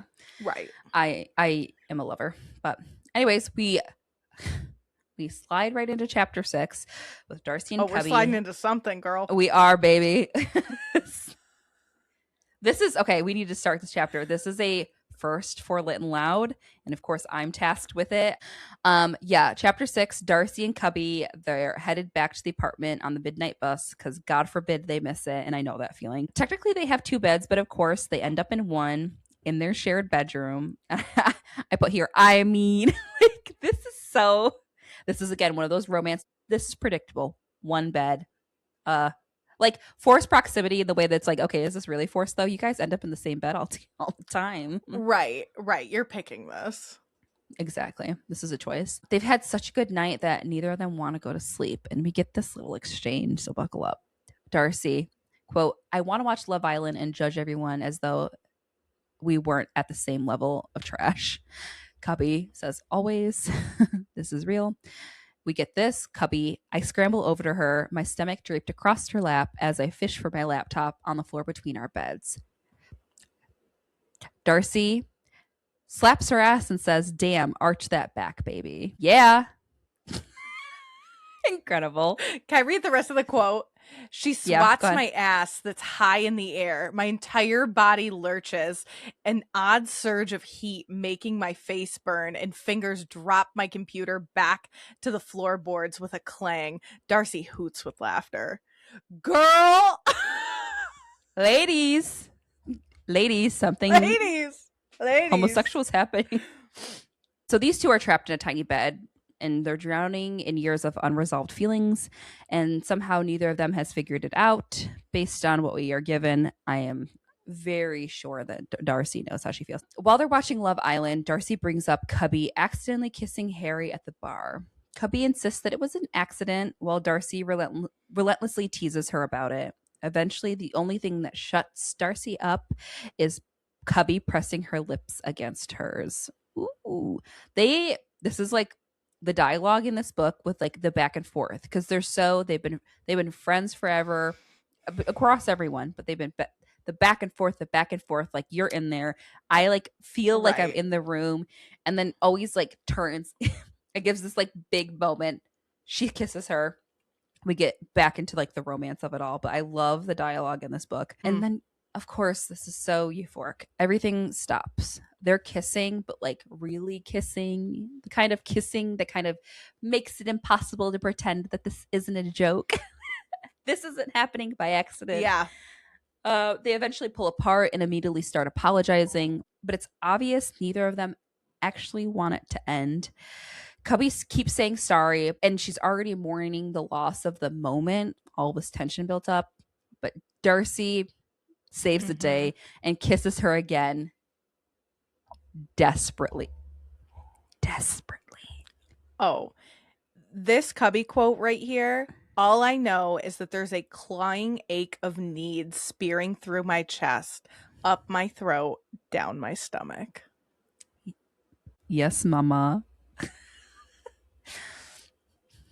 Cubby asks if this is all okay, and Darcy is immediately like, absolutely, yes. Things escalate pretty quickly from here. Lots of touching, making out, grinding. The clothes are coming off. The whole deal is happening. And Cubby's having a holy shit, this is happening moment the entire time. Cubby has wanted Darcy for so long, but at the same time, she just wants more of everything that is currently happening and can only focus on that.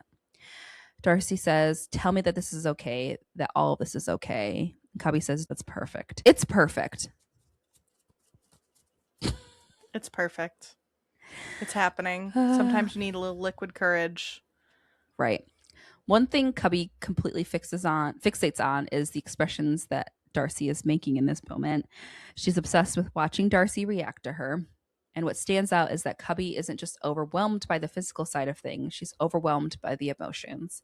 She's struggling to process how good it feels and what it finally means to be here with Darcy. Use your imagination what happens here. Afterwards, they just kind of collapse onto the bed together and keep kissing. And the vibe is very much, this feels wrong, but it also feels completely right.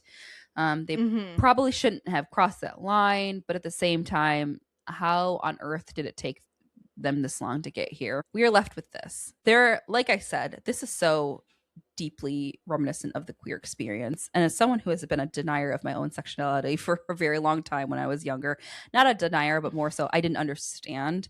I really resonate with this moment of, wow, like this is how it's supposed to feel. And like when they were younger in this like whole kissing moment, I think there's a lot of unknown about the experience as a whole that plays into this. But now that they're adults and have had their own like sexual relationships and other relationships, there is this other layer of like, it actually shouldn't feel like garbage. This part shouldn't be that hard. Like, right. And again, this is a lot of queer people will experience this and have experienced it.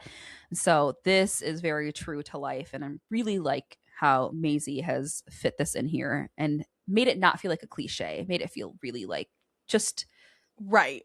A good representation. So real. Yes. Yes. And the confusion, although it's so obvious to us on the outside, over here, like it's so real. It's so stupid. It's so real because this is the queer experience. Right. Exactly. We wake up in chapter 7 the next morning, tangled together, and Darcy's arm is completely asleep because Cubby is laying on it. She's like, get off. They shuffle around. They say good morning. And Cubby is still riding the high of everything that happened the night before. She's really nervous, but mostly she's still full of want and hoping that they'll actually talk about what happened between them. But before they can, Darcy's phone rings. It's her mom, and immediately the mood shifts in the room. Her mom starts criticizing her. I know, I hate this part. Telling her that she's wasting the day and taking issue with an article that ran back home about the band. The paper used footage from a video where Darcy was wearing a Slut's Right shirt that ironically Cubby bought for her. Her mom basically calls her the town slut and a disappointment, and Cubby watches in real time as Darcy completely deflates. Cubby is still shocked that her parents have this much influence on her self-worth at her grown age, which is very interesting. It's a very interesting take because the same thing can be said about Cubby. Right. Cubby has so much outside influence weighing on her. This goes back to this experience as women.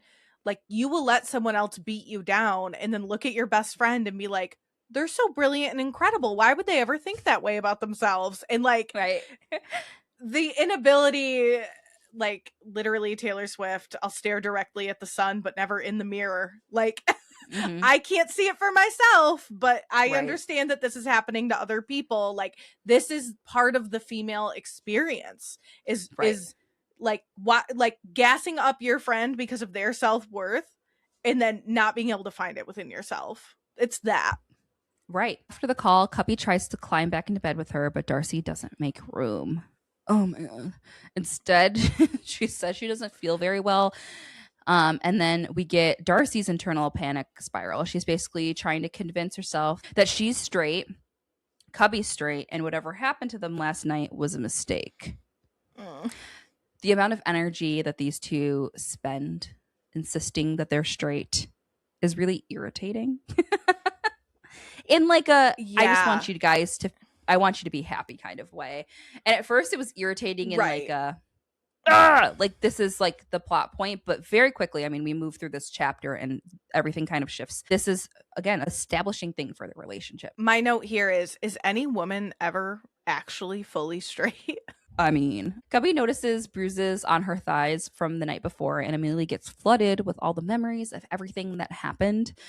She wants to talk about it and she really wants to be vulnerable, but Darcy completely shuts down. According to Darcy, it was just like a little hee hee ha ha moment. They were lonely, they hooked up, no big deal. And this absolutely destroys Cubby. Cubby is someone who struggles with feeling like she's too much and overly emotional, and Darcy just confirmed all of these fears for her in this moment, like we talked about earlier.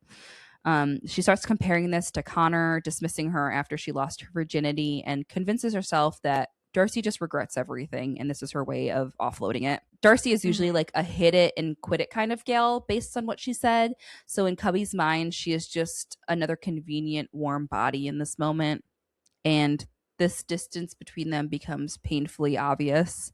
Cubby is literally sitting on Darcy's bed, but feels completely unwelcome there. And my heart broke into a million pieces. Same. While in these heavy feelings, Harry shows up at what might be the worst possible timing. Their drunken Instagram post from last night has absolutely exploded. We're talking like hundreds. In my opinion, Harry was wrong for this because Harry posted this. Harry got it off Darcy's phone and posted this image. And I understand it was a fuck you Connor moment, but this was crazy. Yeah. It blows up. They get thousands of likes, comments. There's journalists asking for interviews. The whole fucking thing is happening. But of course, because women aren't allowed to exist on the internet peacefully, there's a lot of attention on people calling Cubby a slut and making gross assumptions about her relationship with the band as a whole. Quote, someone quote, oh, this is a quote from one of those comments. The boys in that band are running a train on her, end quote. Guys. And the thing is, like, I can't sit here and be like, this wouldn't really happen. These women aren't poisoned. Because, like, it's quoted like a lot that this is coming from other women. Right. But this is pretty true. But this is a theme from Margot's Got Money Troubles. The comments, the fucking hate comments. From men paying to see her titties. She's getting hate comments. That's crazy. It gets even worse, though. An article pops up claiming that Cubby is using her new boy toy to get revenge on Connor. And suddenly Connor is being painted as a sweet, wounded victim whose heart has been broken yet again, while Cubby is accused of orchestrating a publicity stunt and campaigning against his newfound fame. To feel sad for a man Fuck you, is Connor. Really... I don't have it in me. If all this isn't enough, their producer calls Harry and tells them to all meet her at the studio in an hour, and everyone is shooketh, specifically Cubby. Darcy asks if she's okay, and we get this from Cubby. Let's see. I'm being called a slut on the internet, blamed for breaking the heart of the guy who broke mine, and filled with the highest degree of humiliation and dumb fuckery by hooking up with my best friend last night and making everything exponentially weird by having jumbled up feelings that won't get out of my head. No, I wouldn't say okay is a good word to describe where I'm at. But she says fine through numb lips to Darcy.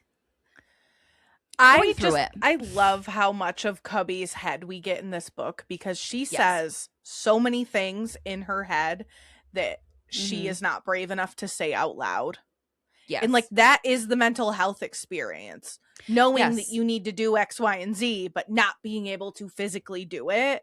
And that is, it's just such an I've never read a book that so accurately portrays like this very mentally ill person, like knowing in her head, and then it just, you can't make it happen. And like, that is depression and all these things like surfacing.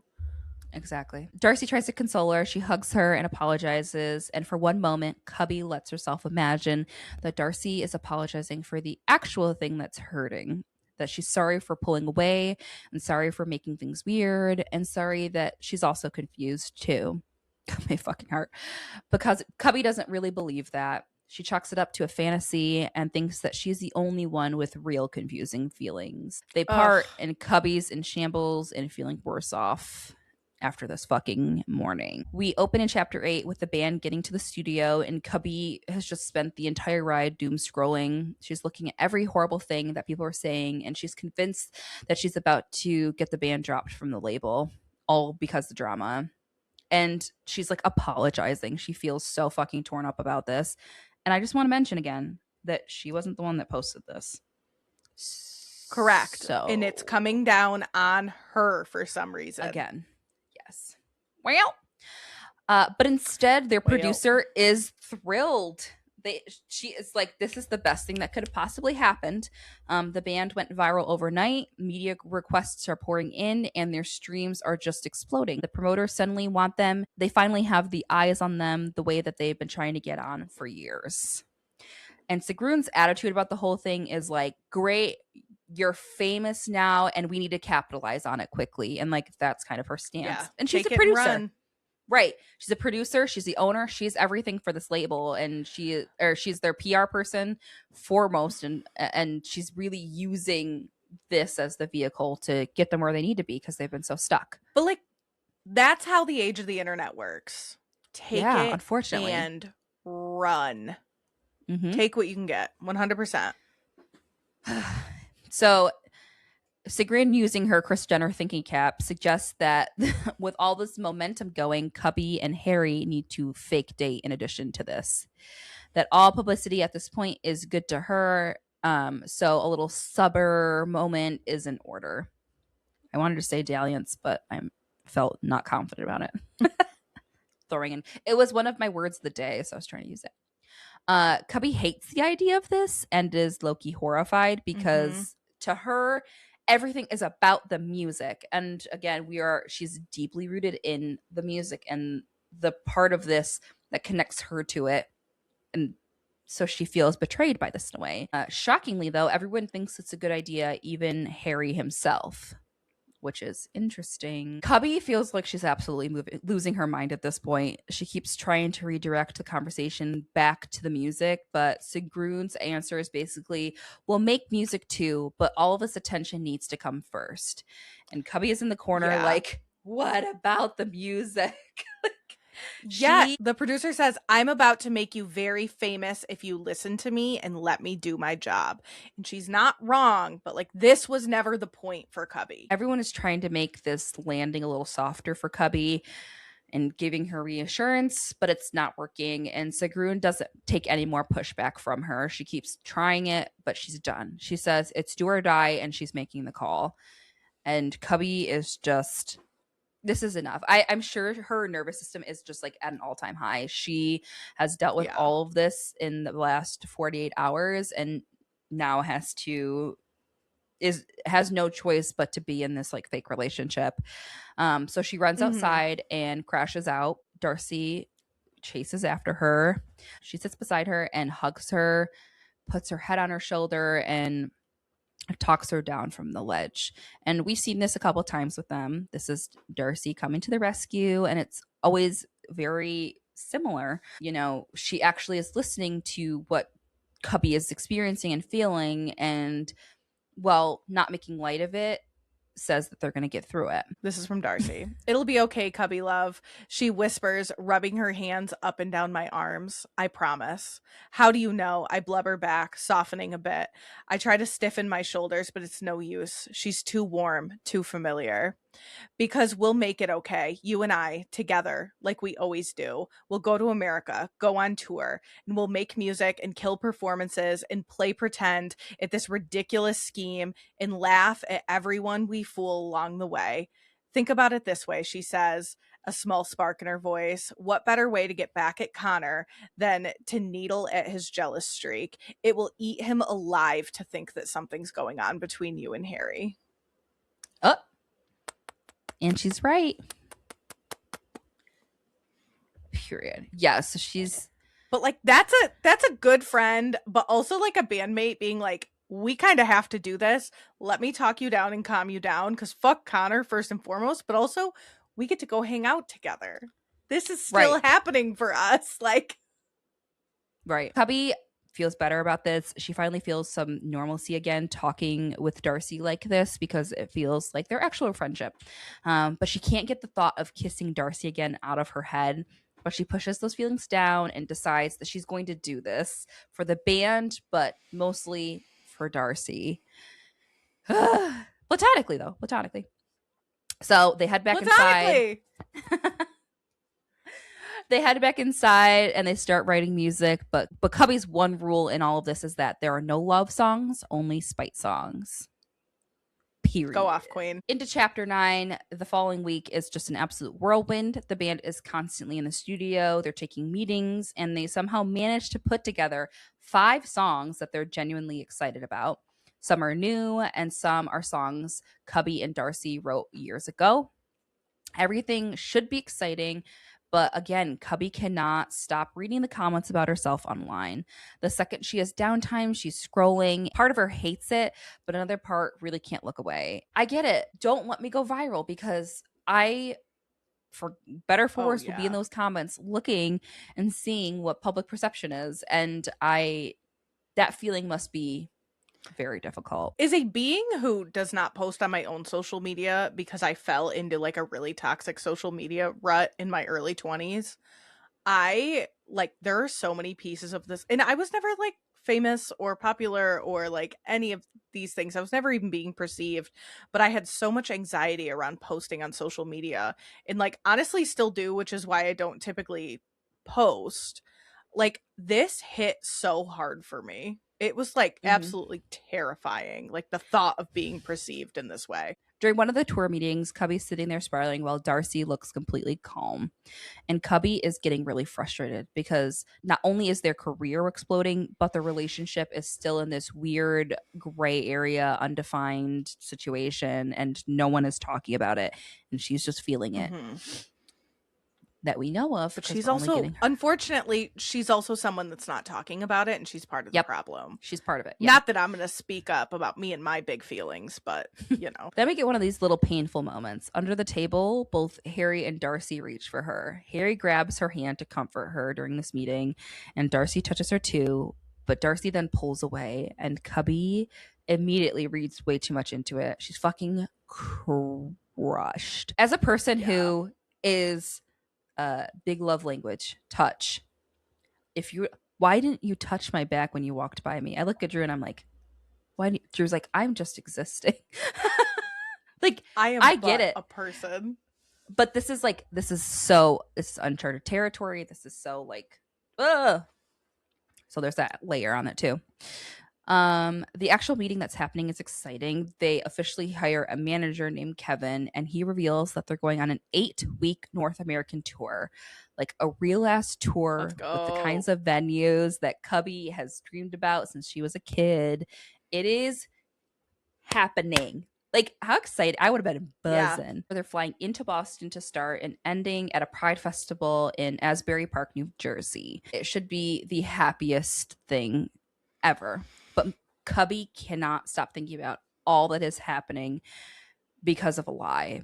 The flake relationship is opening doors, but it sits horribly with her. Kevin, meanwhile, is fully bought into the publicity narrative. He starts talking about a love ballad that they should play at Pride, which doesn't even exist yet, and shares that a vintage clothing brand wants to sponsor the band, which is my personal dream. Someone to sponsor me, a vintage brand. Yeah. And I will let you know that the clothing works out for them. So that's you want to dress this body? Please send us anything. I'll wear anything you give me as long as it doesn't have anything with Trump to do on it. Surprisingly, Darcy is actually into some of these ideas, and she's starting to see how much bigger this opportunity could become.